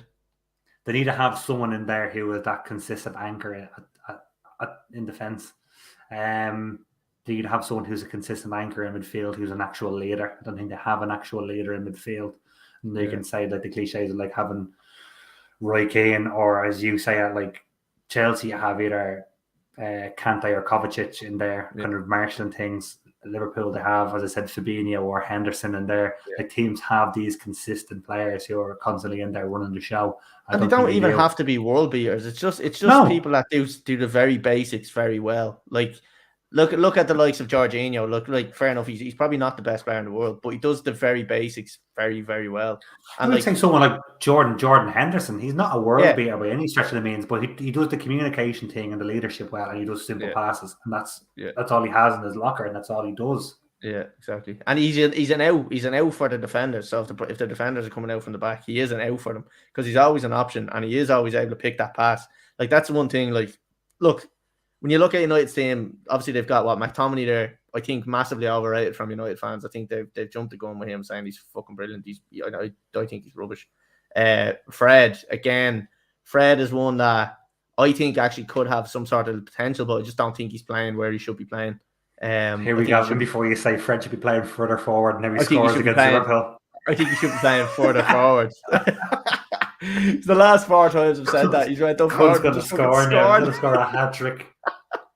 So I do think that Fred should be playing higher up the pitch. I don't think he should be playing that deep.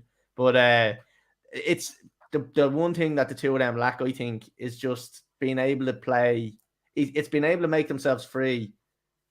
And I suppose it puts a bit of pressure on the likes of Maguire and stuff like that, who isn't the best with the ball at his feet. Very fucking slow.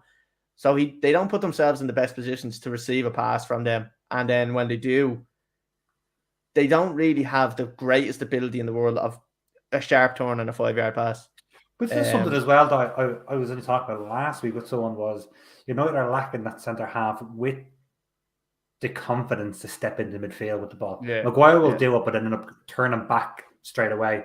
Thiago Silva will step into the opposition half with the ball at his feet. Van Dijk and Matip will both step into the opposition half. Ruben Diaz will step in. John Stones will step in. Ben White will step in. Ben Mee will also step in. Ben White will step in with the ball. Romero at Spurs will step in with the ball, but they don't have someone who wants to get on the ball and play from the back. It's Maguire. Could Varane do that though? Varane never did it. Varane never did it before. Yeah. Varane had a. Oh, here we go. Is he in? Come on, come on, Timo. Come on, Timo. Fucking shoot! Yeah! Get him! It's Timo time, baby. It's Timo time.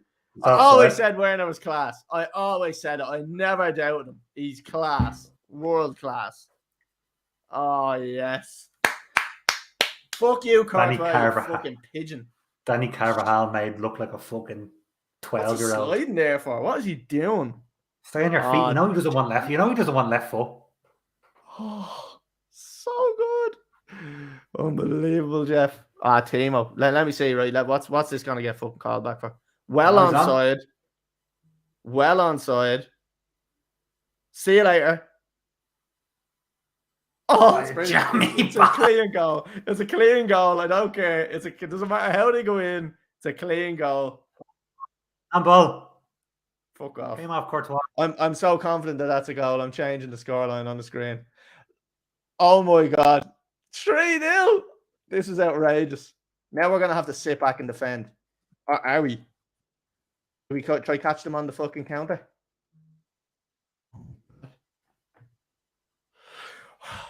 So fucking going back to United and Liverpool. Sorry, right. So what were we talking about? We were talking about the midfielders. So I need to ask you, obviously, the likes of Rashford, like attitude. What do you think of this? You don't care. You're watching the match. No, I do. I know. But we have to, like, for people that aren't watching the match and are listening to Spotify, they have to hear something. I'm actually sorry if you're listening on headphones or anything like that. RIP headphone users. Yes, I'm listening on headphones. So come here. Look, we were talking about kind of the likes of Rashford, and I suppose like the bad attitude that all the fans have been talking about at United. Rashford for me is one of them that really highlights it.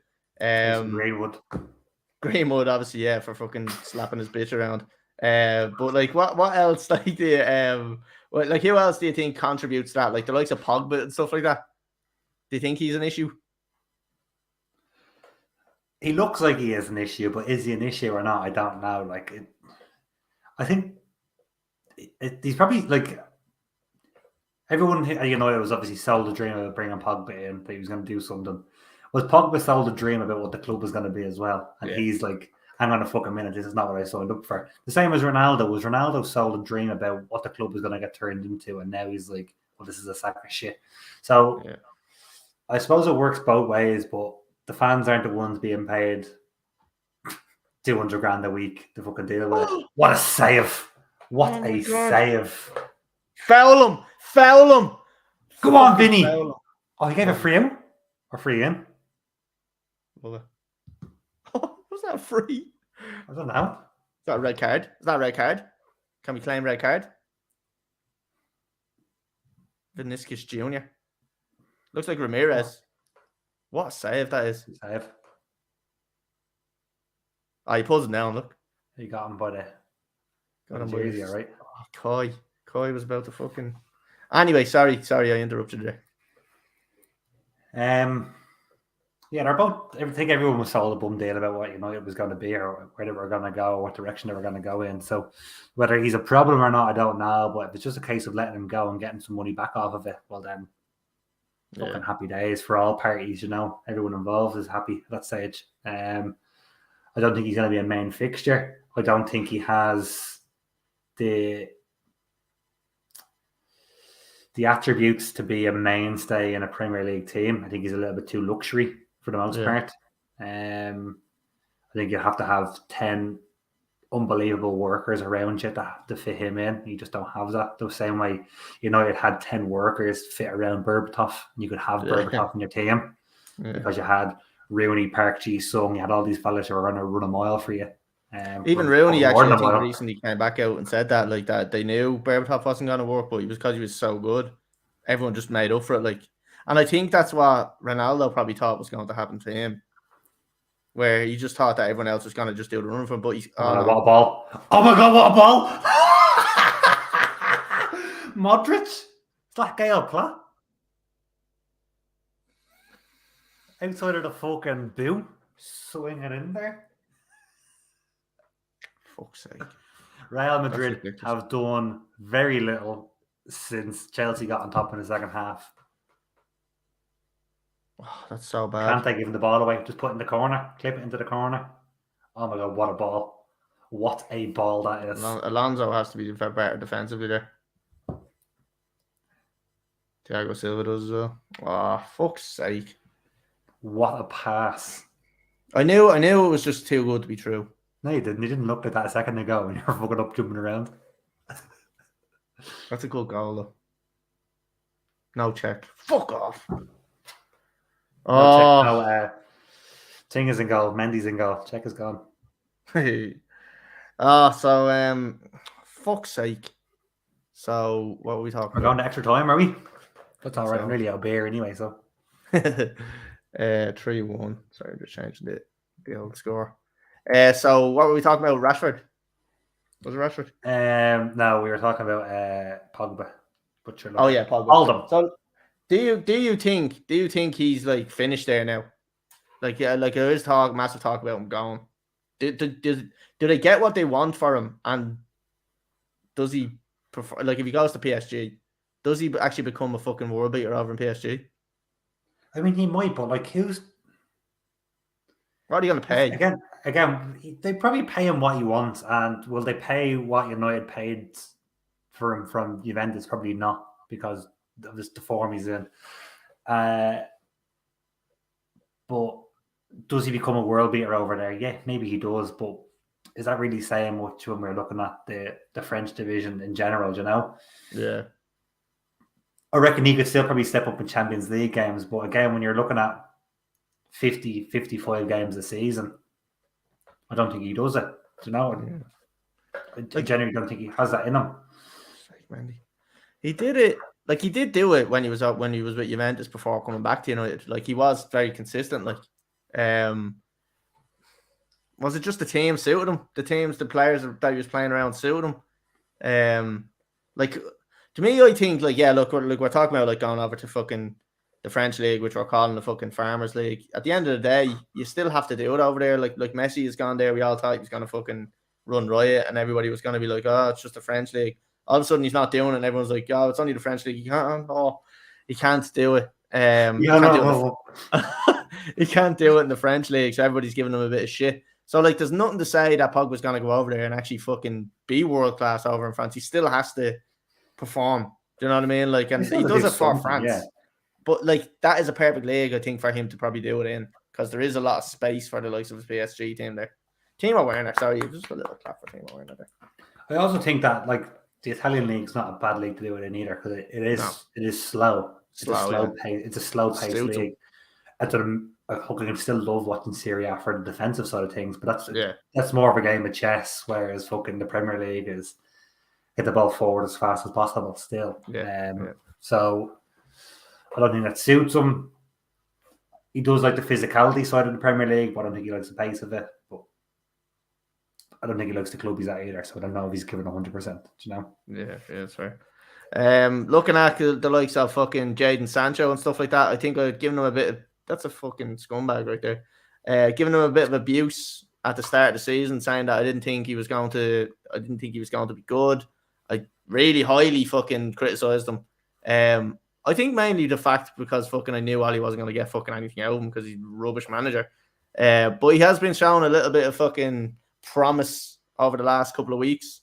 What do you make of him over the last while? And do you think he will kind of reach the heights he wants to at United? Or do you think he may move on soon enough? Like, well, not soon enough, but he may end up moving. I think he'll go on to be one of their better players. It depends on where United are at that stage.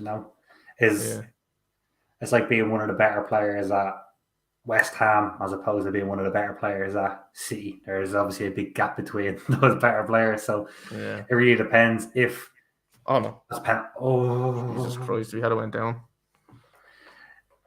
it's a case of where United think they are. I don't think they can rely on him. I do think they need to buy somebody else. I do think that, as I said, they need a spine. They need a new centre half. They need a new centre midfielder. They need a new goal scorer. They need a new number 9. Or they need to do what Liverpool did, was don't go with a number 9. Go with, and City did it as well. Sorry, since Aguero. Don't go with a number 9. Go with 2 wingers who want to play inside. Yeah, I don't think he's one of them. But I reckon he could be there to support an out-and-out goal scorer if they went out and got him. So it really depends on who comes in and what they want to do. yeah. Like this whole manager thing. I know we touched on it already. Like, they're obviously saying that Ten Hag is going to be the guy to come in. Would you have chosen Poch over Ten Hag? I mean, they would have, but it doesn't mean that he wants to go or he's available to go, or they Yeah, want to no, yeah, or they want to no. pay the free to release him. Just in terms of like what, like if you had the choice and they were both say free, both interested or whatever, would you be going with Poch? Like, every United fan, I say, like, I think Gary Neville done a poll between Ten Hag and Poch, and I think it was something like fucking 80% said Ten Hag, and I think Gary Neville actually came out and said that he would have preferred Poch. But like every United fan is like, oh, he's a serial bottler. But like he got Spurs to the Champions League final. I know like Liverpool beat them, but like that's not a bad fucking feat for Spurs, who we know are a bit of a fucking flaky club at the best of times. But like to get them to the Champions League final is not a bad fucking. It's not a bad achievement, I suppose. Like, do you think he could do something like that with United? Yeah, I think he could. I think he would have been a better option. But again, I'm sure if he would have taken a poll of fucking any manager, they would have just rather have fucking Alex Ferguson back. So like he's obviously he's not available. I'm sure they well, from what I'd read anyway, they had tried it and he's not free, So I reckon he has a massive buyout clause on it, which I wouldn't be surprised with the lads who own PSG. And just wasn't worth the money for the risk that's associated with it, or he didn't want to go. So as I said, it's a case of where did you bring in Ten Hag for 1 or 2 seasons, and then in those 2 seasons, Poch finishes his contract, and you can have a talk with him, and then bring him in. That could be the thing to do. But I would rather him there. I think anyone who has, Premier League experience is obviously better. Anyone who has relationships already in the league is better. Like Ten Hag, does he make players from the Bundesliga or La Liga or the Serie A want to go and play for him? I don't think so. I personally don't think he would have that pull. No, that's what I mean. I don't think so. It's just like it's the same with anyone, right? Like Tuchel had the pull from France and from Germany. Klopp had the pull from Germany. Pep had the pull from Spain. Yeah. Like Arsene Wenger had the pull from France. It all comes down to where they have influence over. I don't think he has. I suppose he has influence in fucking maybe in Holland. Yeah, but that's about it. Obviously, they produce unbelievable players from there, but they're not immediate superstars. It's not instant results. And I know you said earlier about the Premier League demands instant results. You only get 8 months. And you have to produce something, whether that's a cup semi-final or whether that's a Champions League position or you're top of the league or whatever it is. You've got to produce something in those 8 months. So I don't think managers have that chance to say, well, here's a fella who's scored 17 goals for Ajax last year. I'm going to stick him on my reserve team and let me have him in 3 years' time. It's just not going to happen. And like, what has happened to United that like there's no cry for instant success. Like it's all wanted. All this has to be is like a building thing. Like there's no cry for instant success. Like with Manchester United fans, they all want this thing for the future. Like I just think that's fucking dinosaur shit. No, I don't think you're gonna get instant success anywhere. And like look at like obviously the slope that Liverpool went on from the early 90s to back to now was obviously 30 years without a league, and it was 6 or 7 year gaps between major trophies. Like it happens to clubs, and that's why I think United fans want that. But we're also in the age where owners want to make money, and by not being in the Champions League, you're not making money, so you're going to get sacked. So that didn't happen in the mid 90s. The owners didn't care about that, but were more focused on the football club as opposed to this is one of 8 teams I own in my portfolio, and as long as it's making me money, I'm not going to pay attention to it. And when it stops making me money, now I'm going to focus on it. Yeah. So that's where the problem lies. But I think a manager coming in and not doing anything for 8 months affects the balance sheet. So they're just going to move on and go to somebody else. Yeah. And it's a sad state of affairs because I think whoever goes into United should be given 2 years. I think most United fans would give them that time if it was the right man in the job, to try dig them out of a hole, which they're obviously in, you know. Yeah. Going off kind of. Actually, you know what? Sorry, we'll go on to fucking score predictions on this match because we have to get some score predictions, and then we'll just move on and just start talking about a few random bits. We may be fucking going into extra time here, so. I said 2-1 Liverpool with Luis Diaz. All right, okay. I do think Liverpool are going to beat them. I don't think Liverpool are going to drop many points now till the end of the season. I'm going to say, otherwise the league is done. Yeah, exactly. I think it's going to be a handy enough win for Liverpool. I think it's probably going to be 3-0, and I'm going to say Mane to score. I think he's been playing. He's been scoring. Oh, why did he jump? Why did he jump? Sorry. Yeah, I just think I think Liverpool are just gonna beat them, like, and that's all I've got to say about that. Right, I'm taking this graphic off the screen, so now it's just us. Conor, I suppose we just fucking ramble on a bit for a while, but I do want to ask you, what was your thoughts on the Masters overall? Oh fuck! Oh, let him in! Oh, that's a great foul. It's gotta be a fucking red. That is a cracking foul. Yeah. For sake. Camera finger. It was disappointing because it was a one-horse race, let's be honest. Yeah. I know. Well, the most impressive thing was the fact that Harry Kane flew over to Augusta on Sunday after playing on Saturday. Yeah, ridiculous. I was like, why are you there just for one interview and then just to fucking walk around for a day and then fly back? Now I can even understand him. I know. And like getting over there. Oh, you're fucking shit. I was looking at it going, oh, I thought they were actually over there. I didn't think they were in a studio in London. And I was like, oh no, they are over there. Harry Kane fly over. He's always over at them American sports, so he always goes over. He always does the NFL and stuff, I know, yeah. Yeah, he's always at them. But yeah, I suppose fucking I had money on Scotty Scheffler. So did you? I'm not upset. I got him at £7 on him. I got him at 16s. Oh, that's not bad. 16s, did you? Yeah, I got my 16s. I cashed out when you got through 9 holes of the last rounds because I was losing like £4 off of my bet, and I said, in case he blows up, fucking take it. And I put £20 of that on Scotty Scheffler birdieing the 15th, and he birdied the 15th, so I won 40. Nice. So you won more than your bet. Yeah, exactly. Nice talk. But yeah, I think McIlroy's Sunday round was very impressive. I would rather have watched the whole of McIlroy's round than watch bits and pieces. Than watch Scotty's, to be honest. Yeah. Like 16-1 for the world number 1.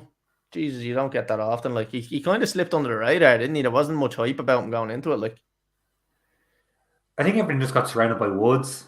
Yeah. And like the fact that Tiger was like 30 or 35 to 1 to win it. Yeah. He hasn't played a round of golf. Well, not a round of golf, but he hasn't played a competitive tournament in like 500 days. It's scandalous. It's ridiculous, isn't it? And that the fact that to make the cut was even money. And it was like, even that's like, that is a 50-50. That is a toss-up because he knows the course so well. Oh, you fucking idiot. Coolest is just fucking muck. America. Fuck yeah. The American LeBron, is it? Yeah. Or the LeBron James of football. It's ridiculous. That was Oh my god, Villarreal. Please tell me Villarreal beat. Please tell me they beat Bayern Munich. Oh my god! If they have No, it's one beaten them, all. Oh yeah, shit, it's one all. what? They only need to draw 92 minutes. I don't know what's going on. I'm lost here. I'm seeing messages coming in that I'm reading, and I don't think I'm putting them together right. Oh Jesus! 42 messages. What is going on here? What? Oh, so what is that mean that they're out? Oh my god, If they're out! that finishes one all, Bayern Munich are gone. No way. That's outrageous. Villarreal, what performance. Unai Emery. Good evening. At least Good we'll get to evening. see that. Good evening. Great evening.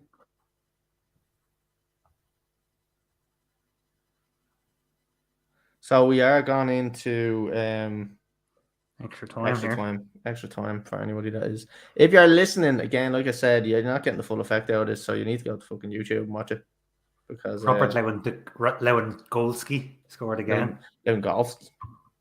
He's fucking class. Oh, we had a question in today, actually, and it was, does Benzema get the Ballon d'Or? Or who do you think? We're in fucking April.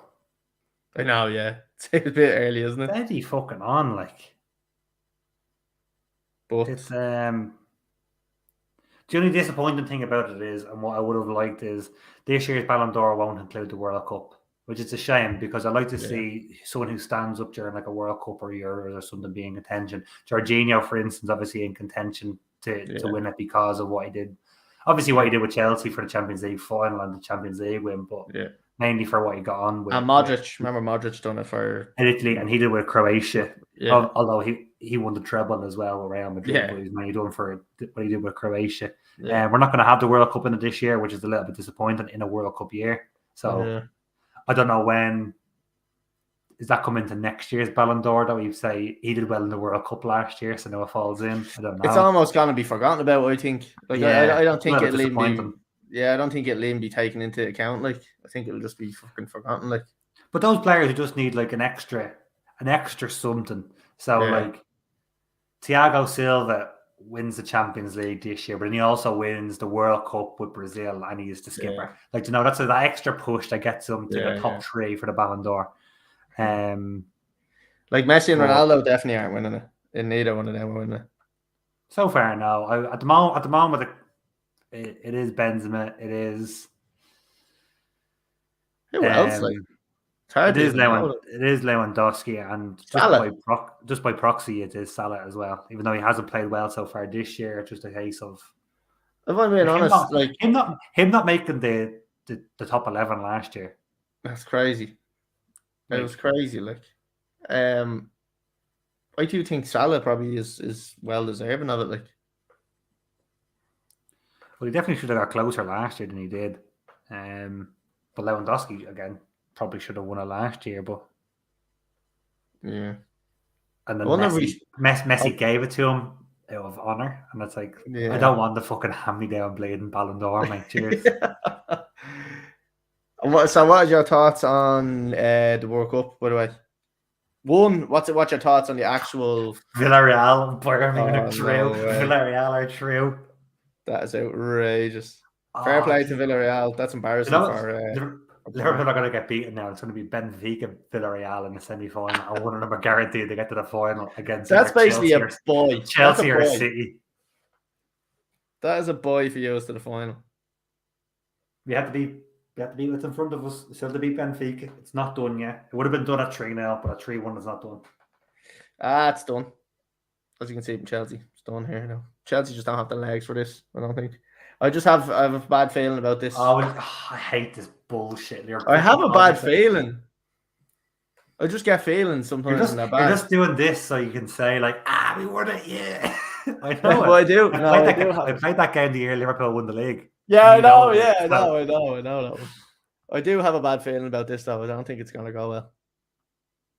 I'm not as optimistic. Hold on a second. I'm getting me can. It's outside my door here. Oh, I'm gonna go grab a beer then. All right.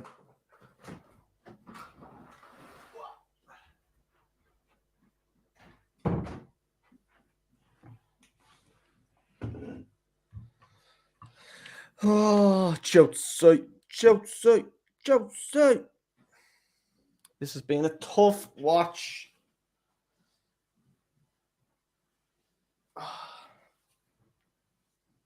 Been a tough watch.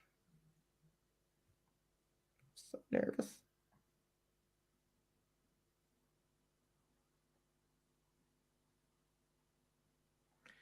N'Golo Kante.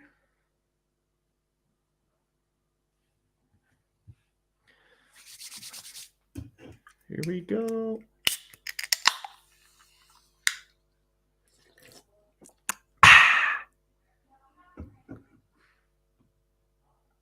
For anyone watching on Spotify, listening on Spotify, I would highly recommend turning this episode off. Just turn it off. Maybe you can click forward later, say depending on what happened. Check the result. Come back to it. This is more for the viewers, I suppose. We might get a little funny clip where he fucking celebrated and was given offside. Absolute fucking heartbreak. Don't think Chelsea are going to win this.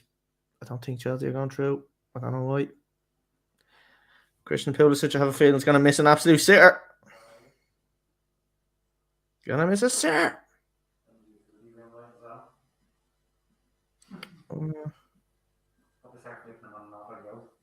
Ziyech, maybe we could bring on.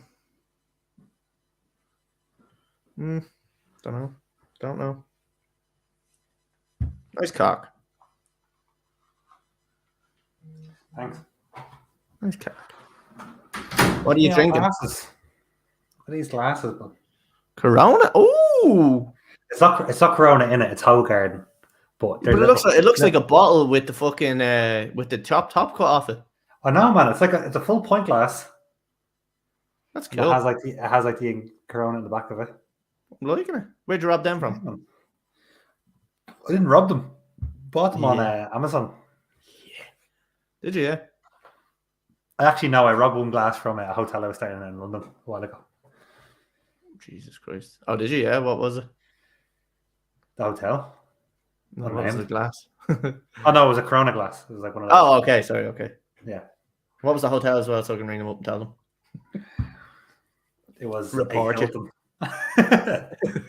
Sorry, yeah. So your thoughts on the World Cup this year? So obviously with it being in Qatar during the winter.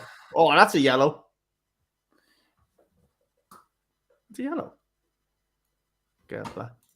Yeah, with the thoughts of it being in winter, how is it even going to work next season? Well, obviously that's why they tested this season the winter break, but they did it in January instead for the Premiership.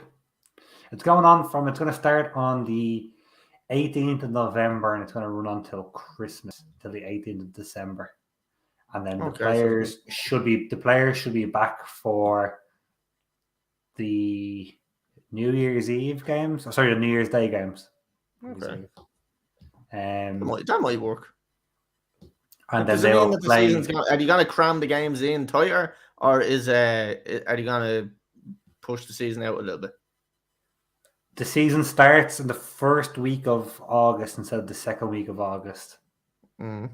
This year they already had a break in January. They're not going to have next year, and there is 2 less international breaks next season. Thank fuck. I think there's not. There's only one. There's only one in either March or April, and not 2 like there usually is. And there's one somewhere else. I don't know if it's like the October one or not. Everyone's a winner. Reducing the international breaks. International breaks are a load of balls. But the last thing you want to do as well is see, like, again, if you're talking about your own club, for me, obviously Salah's not going, which is pros and cons to that, obviously, which is it's nice that he's not going to go and get his leg broke. But like you look at every other club, like you're going to be sitting there watching potentially 12 games that they're 12 games they're involved in. You're going to be like, don't get injured. Yeah. Whereas if it's the World Cup, you're like, oh, you've got like 2 months to recover afterwards or before the season starts, So it's going to be as Irish people, it's really hard to watch. Go on, Kai, give him a bit of that. Go on, son. Ooh, throw it out. it's hard fighting to. Lucas Vasquez. It's like fighting your child. He's still trying to jump up his nose. That is a bit of a kick there from fucking Gale. Yeah, but Vasquez won the ball. What you I think he thought he was the one that kicked him. Think he thought? I think he thought. God, can't I? How does he get his fucking toe in like that every time? Yeah, as Irish fucking people, it's hard to watch a game and not just watch the players you follow or that like play for your team and just be like, don't get injured, please God, don't get injured. Well, especially because you're not watching your own country anyway. Yeah, exactly. So if Ireland were there, it'd be a different story, but it is going to be just watching games for the sake of games being on at like 2:00 in the afternoon. So you're going to watch them. They're not bad times, are they? I can't tell you. Should have. They suit us. They're not like watching the games in Brazil or. No. Benzema! Kareem the Dream. How has he got that much time to cross the ball? That's bad defending. For fuck's sake. You got too much time to deliver it. You can't mark him, but you can stop the cross. Show me a fucking replay. That stupid fucking mistake right there. Ruben Loftus-Cheek again. Get out to him. Get out to him. Get out to him. Oh, like, look at Rudiger. It's all over the place. Just falls over. Thiago Silva's got to close him down. Yeah, he has to go quicker. He's got to get out to his feet. Stop the cross. Reece James as well is not there. Like smashing the header though. I can't. It's back where I came from. He's not going to be able to stop his feet and change direction. Fuck me. Told you I had a bad feeling about it. It's not done yet. It's not done yet. As I said, you were fucking 3 goals down coming into it, or 2 goals down coming into it, away from home. I think momentum's gone now. I think they'll probably score another 2 as well. He's too good, isn't he? Well, that's 3 headers he scored against Chelsea. For the amount of shit he's gotten over the last couple of years. Been in the shadow of Ronaldo, really, hasn't he? But I don't like. This is what I was saying. Like up until 3 weeks ago, Real Madrid still want to bring in Kylian Mbappe for no other reason except from he's Kylian Mbappe. Yeah, this fucker scoring more goals for you now than Mbappe ever will. Yeah, like he's top goal scorer in the league. I think he's top assists in La Liga as well at the same time. Like, what are you looking elsewhere? Fuck it. No, that's actually one thing I think I only heard it on the radio earlier, or I only heard it on a TikTok earlier or something. Was that he has the most assists in the league as well? It's like, but will they bring Mbappe in to play out wide? I don't think it's going to suit. He's not a wide player for the sake of being a wide player like Vini Jr. or Rodrigo or Lucas Vasquez is. Yeah, he wants to go direct. He wants to really run at players, doesn't he? I think this is why those 3, well, obviously they can get it right at some stages, but the 3 of them between Neymar, Messi and Mbappe, they all want to be direct and they all can't do it together, you know? Yeah. It's like playing with fucking, I was going to say 3 Timo Werners, but that you wouldn't score anything anyway. But it's like playing with 3 Harry Kanes or whatever, you know, it just wouldn't work. Yeah, it's too much nearly in the same team.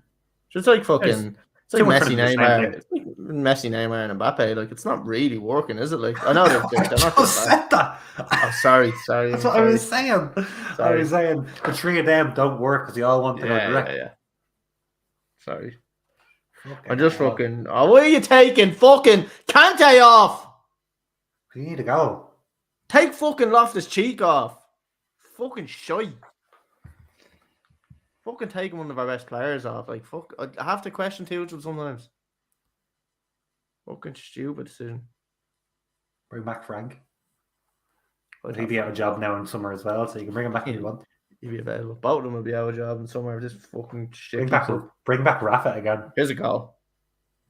That's a shy pass. Go on, Vinny. Or is that Rodrigo? Vinny. Why did you get confused there? about wearing white jerseys. Similar numbers. I think they do that. One's 20 and one's 10. Stop him crossing the ball, like. So thoughts on the World Cup? Back to the World Cup again. Yeah, who do you actually fancy for it? Or like, have you got a favourite for it, or have you even looked into really? Not really. I suppose you're looking at the big ones again. England probably obviously have a good chance. The only good thing about their draw, which is handy, is the fact that one, they'll play the United States the day after Thanksgiving. So hopefully that gives the fucking US something to go off of. The second thing is they have France their side of the draw. Should both of them win the group and get through to, I think it's the quarters or the semis. They'll meet France. So hopefully France will put a nail in them as well.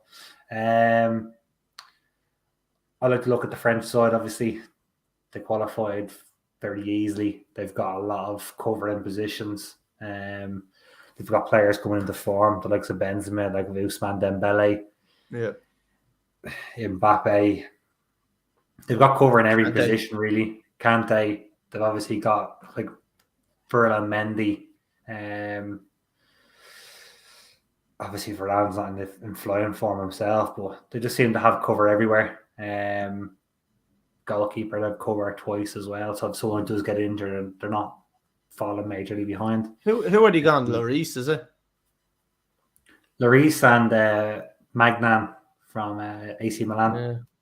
Who would you be having? Who would you be standing? Lloris is obviously. Lloris is the captain, I think, isn't he? Yeah, I'm pretty sure he is. And that was one of the things. Actually, did you watch the Spurs game the weekend against Villa? I think no, I didn't. They won 4-0, obviously, but in the first, Spurs had one chance on target in the first half and scored, and Villa had 7. And Lloris was in flying form in the first half of that game, and basically kept Spurs in the game and kept them in the lead. And then Spurs just went on and just put. But that's what you need, isn't it? That's what you need. 100%. You need your keeper to make them serious saves when you're winning, and then when you then you give your strikers a chance to fucking do their job, like. But in like a 38 game season, your goalkeeper should get you 12 to 15 points minimum. Yeah.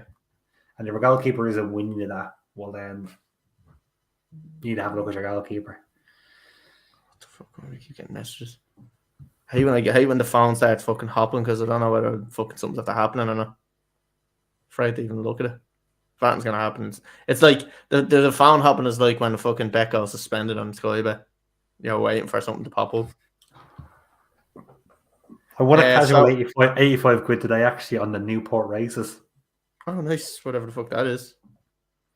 I'm going to Punchestown on the 30th of April. Charlie Appleby to train 2 or more winners. Oh, nice. On Newmarket, sorry. Nice cock. Yeah. Who else would you fancy in it? What about like Spain? Spain have been I think that new Barcelona side is going to help the Spanish. Yeah. With Pedri, Pedri's a good player. Ferran Torres playing regularly and playing well. Jordi Alba back playing again. Like I think it is going to help them to have that team. David De Gea in a good run of form. Even if he doesn't play, Simon in a good run of form as well. Who's their other keeper? Your man Unai Simon. Okay, who's he with? Plays with Villarreal. All right. You'd imagine De Gea would play there. Simon played in the Euros, so I think it's just dependent. Form. Probably form dependent. Did he play? Oh, no, he didn't play. Maybe he's not with Villarreal. Maybe he's with Sevilla. Again, I mixed up. Same difference. Yeah, he's with one of the Spanish clubs. And he played the Euros. But the likes of Pedri and stuff are exciting prospects to see in another big tournament. Obviously, he played well in the Euros, but he's going to be like another year and a half older. Yeah.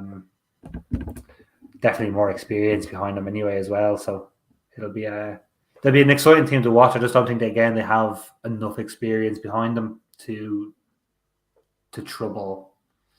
Yeah, bigger teams like trouble France, trouble England, trouble even the Germans, who are probably out of a bit of form as well. But we're winning games. Argentina, apparently have been on their fucking longest unbeaten run in fucking years. Won the Copa America, I believe. Yeah, that was last year. They won the Copa America. Yeah, so that's pain. I think Argentina were missing a goalkeeper for a long time, and now they have one in Martinez, which is huge because obviously, like even half time, it'd be mad that the way like Sergio Romero was playing a goal for them, but he wasn't getting a game in a club football. It's it's weird. Yeah. You don't have one other goalkeeper in fucking in the whole world. Well, not in the whole world, in all of Argentina. Playing around the whole world. That could do it instead. So that was always a mad thing for me. But yeah, they're a handy side. It's always weird when you have. Look, if you put it this way, a South American country, I don't think has ever won the World Cup outside of South America. Yeah, it's a bit of a weird stat, isn't it? So, no, that's a lie. No, a South American club or South American country has never won it in Europe, but this isn't technically Europe, I suppose. So, yeah, maybe. Yeah, Brazil won it in Japan in 2002. So yeah, scrap what I just said. No one will check it. At this stage, nobody's listening because we've gone fucking two a bit into it. But yeah, I don't know. Like, it's gonna be weird with Italy not there, like getting knocked out. Mad. I can't believe no Macedonia done that. Like, did you see like some of the stuff that came out from Leonardo Bonucci and stuff saying that?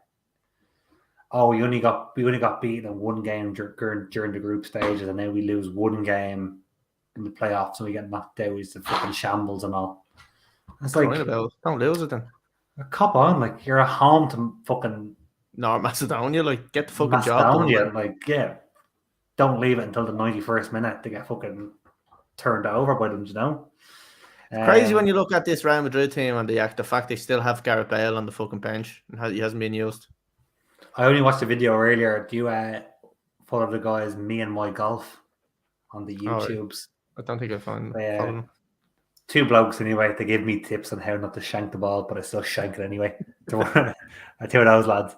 But they were out playing in Garrett's local course in Madrid, and they had him with them, and they were trying to shoot 7 under as a scramble through 9 holes. Jesus. And they got very close. But it's just it's always so awkward to talk to Gareth Bale about like what's your love, what's your passion, and he's like, oh, golf. Outside of football. He's like he backtracks so much. Sure, isn't it funny? I don't know. It's the thing. Like it's like fucking golf, Wales, Real Madrid, or something like that. It's in that order. Like, But he was saying for his international trips, he brings this like telescopic club that shrinks down to this, and it comes with like different heads, different lops on it. Right. So so you can extend it out and put like a sandwich head on it, or like a putter head on it, or whatever you want. So every time he goes through security in the airport to take this thing out, and they go, "What the fuck is this?" Like, and he has to take the heads out and be like, "It's a sandwich if I wanted to be." And him and Wayne Hennessy. On ball for you. Oh, okay. Him and Wayne Hennessy tried to chip a ball into a cup in like hotel corridors, like constantly for money. That's unbelievable. Like if I was fucking rich, that's all I'd be doing is going around playing fucking golf. Like. So yeah, he spent the whole video trying to pretend that football was his actual job, but he loves golf when actually everyone knows. Yeah, he doesn't fucking really love it.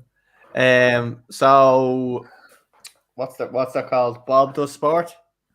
Oh, I love Bobby Fairways. I have only I've ordered a bagel.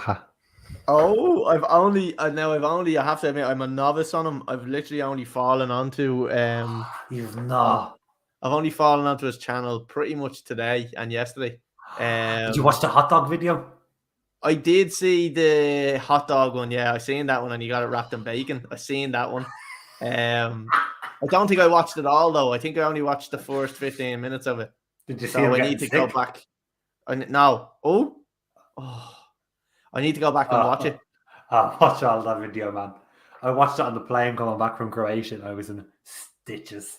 Yeah, he's very funny. Yeah, he's very funny, your man. Fucking Bobby Fairways. And then, But he's remember the old golf heckling videos? Yeah, that's him. That's him. Yeah.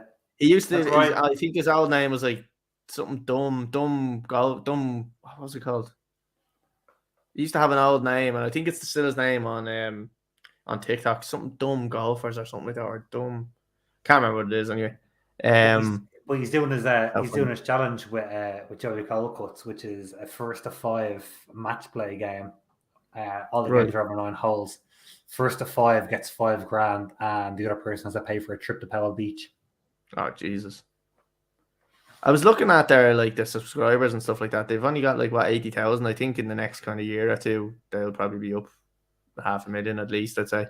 But he was the one that I put up months ago, where he took his best mate to the worst rated golf course in North America and convinced him he was going to play Torrey Pines. So he gets into the car in his finest gear, thinking he's going to play the South course in Torrey Pines. And then he falls asleep in the car, and then they rock up at this absolute car park of a place that's just fucking leveled. All the greens are all the fairways are under repair. There's just no grass anywhere. And he ends up walking off after 3 holes going, this is a fucking joke. But some of it is brilliant. I have to admit, the golf heckling is fucking. How about Tony Finau and the salmon? It's fucking brilliant. Who wears a cap like that better than Colin Morikawa? It's just like nobody. Fucking brilliant. But he had someone on recently. Sorry, he filmed the video with someone recently. It hasn't come out yet. Who was it? Was it McIlroy? Was it Billy? No, it was like Billy Horschel or something. But it was someone he used to give. He's someone he used to give shit to a lot. But he used to respond to it. And I don't know. It was Billy Horschel. I was like, how about Billy Horschel with those pink shoes? And he walk over and go, hey, is that a Cliff Bar? You take it off him. It's funny because all the golfers know who he is now. Because I was seeing a video where Xander Schauffele was not happy about it. How about a fist jump? How about a fist bump for the birdie juice? I think Xander Schauffele was like. I see him where it's I can't remember who it was. He said it to. Oh Jesus! Courtois getting very risky with them. Leaves them late. He was like, what about fucking blah blah blah? And then he's like, oh, you're the guy. How does he know who he is? Oh, Kevin Kistner. Sorry, not Billy Horschel. Kevin Kistner. Oh, right, okay. Did you watch obviously the 4 golf? You obviously watched that, don't you? Oh yeah, the Barstool boys. Yeah, Barstool. Yeah. What about the round they done with what's your man's name again? Can't remember his name. Kept getting hammered. Oh, you know the fella I'm talking about, the mad thing. Pat Perez. Yeah. Pat Perez, yeah. Unbelievable. If anyone hasn't, oh my God, Rudiger, what are you doing? If anyone, don't go back. Oh, that's okay. If you haven't seen that, look at that. That is priceless. That is. Pat Perez is an absolute nut job. He's an absolute whack-ball. He is. But he's very funny. Loved Frankie. Absolutely loved Frankie. Did you see the one with Tommy Fleetwood and he was trying to teach him how to chip? But Frankie kept duffing all of his chips. And he said beforehand, I'm the best chipper of the group. And he couldn't get one on the green. And then Tommy Fleetwood was like, Frankie, do you actually say you were the best one here? That's funny. I've seen who was McIlroy was on it recently. Yeah, that's right. I've seen that. That's what I was thinking of about who was on it. I was watching. They played the speed golf against Sergio Garcia as well. No way. And it was they all tee off, and then they have to run to their ball and hit the next shot. And Riggs came first, but Garcia said that Yeah, but Garcia said he was cheating because he hit the ball before while it was still moving on the green. Oh, okay, right. Well, he mustn't have hit a very fucking on the green. Okay, right. On the green, yeah. I was like, he mustn't hit a very fucking far. He put and he ran up and then knocked it while it was still moving. Oh, look at that for a turn. That's nice. Fucking prick. Can't stand that one. So sorry, the other one. Sorry, I was watching Rick Shields. He played. I think it was it three holes. Who was he? Fucking Fitzpatrick, I think it was. Was it not Fitzpatrick? He played around with Minwoo Lee in St Andrews, and he played around with Nick Faldo recently in. I seen the thing with Faldo on TikTok because he was like getting a free fucking lesson. That was great. Yeah, did you see? He was like one up against Nick Faldo, and he stood up to the driver. He's like, "Why have you got such a weak grip?" Yeah. I was like, that's absolutely mind fucking him there. Like, yeah, he's like, I know, we rip his grip up. Yeah. He's like, oh, I'm getting a free lesson from Nick Faldo. Of course, I'm going to listen. And then he duck hooked it, and Faldo got and stuck it straight in the middle of the fairway. That's fucking brilliant. Come on, Chelsea, please. Handball. I can't see us breaking these down. It's not looking like it. Oh, no. Really, just deal with it. Hey, ref. Love it. Tuchel's on a what do you think of the Masters, actually? You didn't tell me. Besides the one horse race on a Sunday, but what do you think overall? Yeah, no, it was good. I would have liked to see, it was good to see Tiger kind of up thereabouts. He was never really going to challenge. It would have been a dream. Like everybody thought that was the dream, like just to have Tiger involved in it. Like, but it would have been nice to have him up there. He was up there for a little bit, kind of close enough. But I would have just liked to see him get a little bit more of it. McIlroy again, just for whatever reason, can't play on a Thursday and a Friday. Usually has a half decent round on. Doesn't really on a Saturday, does he? And then fucking Sunday, he always lights it on fire, like all the time. But it was good. Come on. Oh, you fucking shite bag. If you got near post with it, fucking dickhead. Yeah, it was good. I liked it. I wanted it to be tighter. I wanted it to be only 2 shots at most going into the Sunday. But the end of the 9, they got to like those 2 shots. Yeah, it did. Yeah, Cam Smith exploded. Yeah, he just couldn't fucking hit a golf shot. It was like me on Sunday. He just didn't know what was going on. It was outrageous, like that. He blew up so bad, like. And who was it? Was it McIlroy ended up finishing second? Yeah, McIlroy finished second, -7. 6 under, I think. 7 was it? Yeah, 7. And Cam Smith finished -5. With Lowry. Yeah, with Shane Lowry. Lowry done well, actually. Well, he blew up again. He blew up on the 5th. It was the par 3. He had to play provisional. I've never seen a professional golfer have to play provisional on a par 3. But he found his ball, had to take an unplayable, put the ball in the bunker, left it in the bunker, and then got out for the 6 on a par 3. Yeah, with triple bogey. And he still went on to shoot a -2 overall. So imagine if he didn't have that. Yeah. He would have been thereabouts, you know. Or he wouldn't have got to the -10, but he would have got to -8. Yeah. Would have at least put the pressure on. Well, it would have put the pressure. Putting pressure on and getting to that is nearly as fucking as good. What about missing 2 putts on 18? I know, yeah. Outrageous. Within 10 foot. Yeah. Crazy, wasn't it? Did you see the over-under in America was over that? Was it? So now the way the over-under works differently in the States. Yeah, It was like 277, the over-under. And, 277. And before if he had made that in a 1 putt, it would have been 276. Because of his 2 putt, it went to 280. So it went over the distance between first place and second place. Jesus. So he actually changed the course of like a major bet that would have been done. That's mad, because isn't it? He bought on 18. Tell you what, fucking snapping. Imagine someone got fucking. Oh, that's a terrible header. Oh no, it's actually a great header. Good ball. Somebody, please, will you fucking just put it in, please? Fucking hell. This is getting stupid. Where's Lukaku? Is he injured? Yeah. You haven't changed the score either on this, Colin, I'm just saying. Fuck off. We can change it now. It's actually 5-4 in aggregate.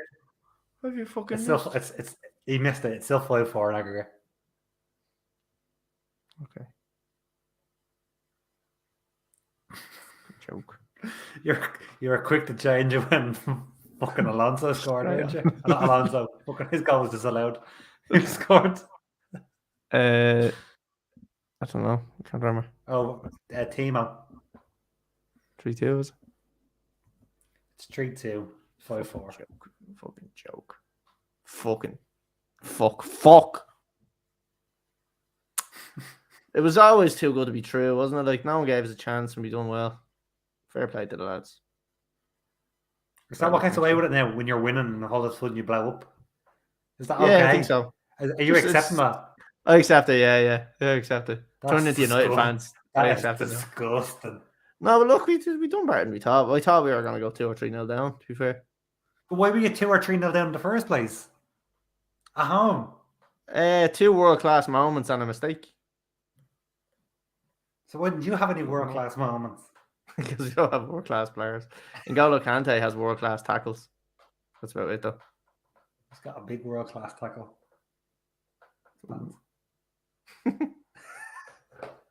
So what's this? 3 minutes left.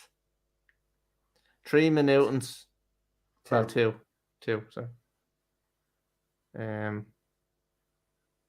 Oh my god. Conor. Oh. Come on, baby. Come on. Oh man, if we what score? Is City are 1-up, are they? And they're at 1-0 up. Yeah, 1-0 up. Oh please.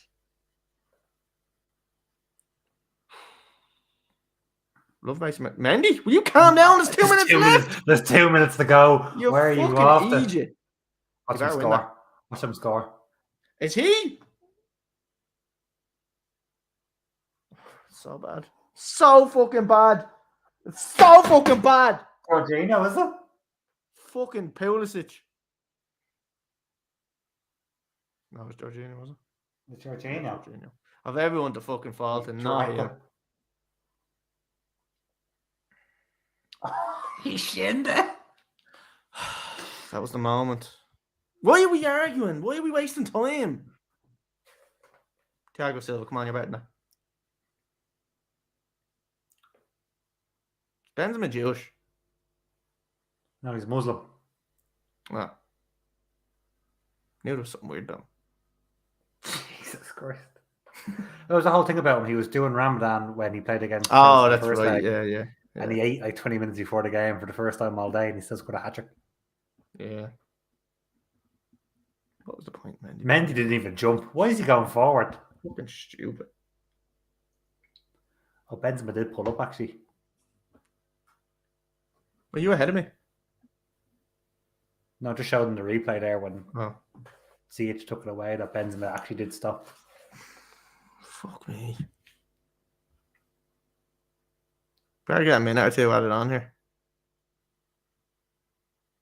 Fuck this. 2 minutes.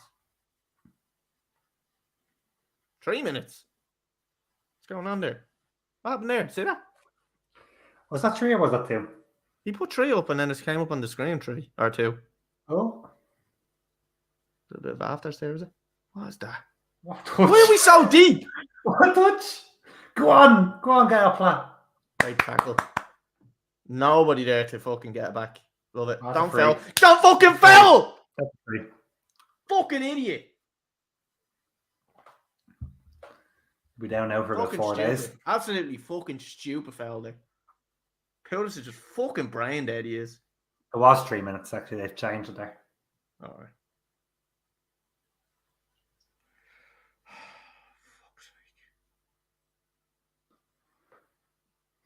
He's an ugly cunt. He's a little bit handy at football, though.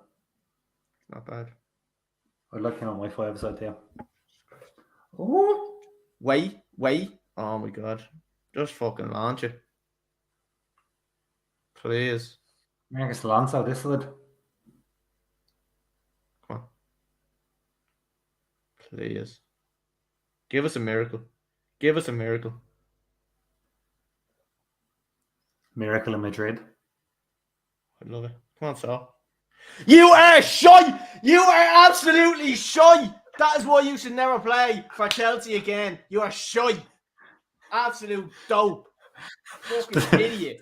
To think Liverpool beat Chelsea beat Liverpool to the signing of him on loan. That is fucking outrageous why he's just after going there. Tell him that's Courtois. fucking stupid. Get the ball.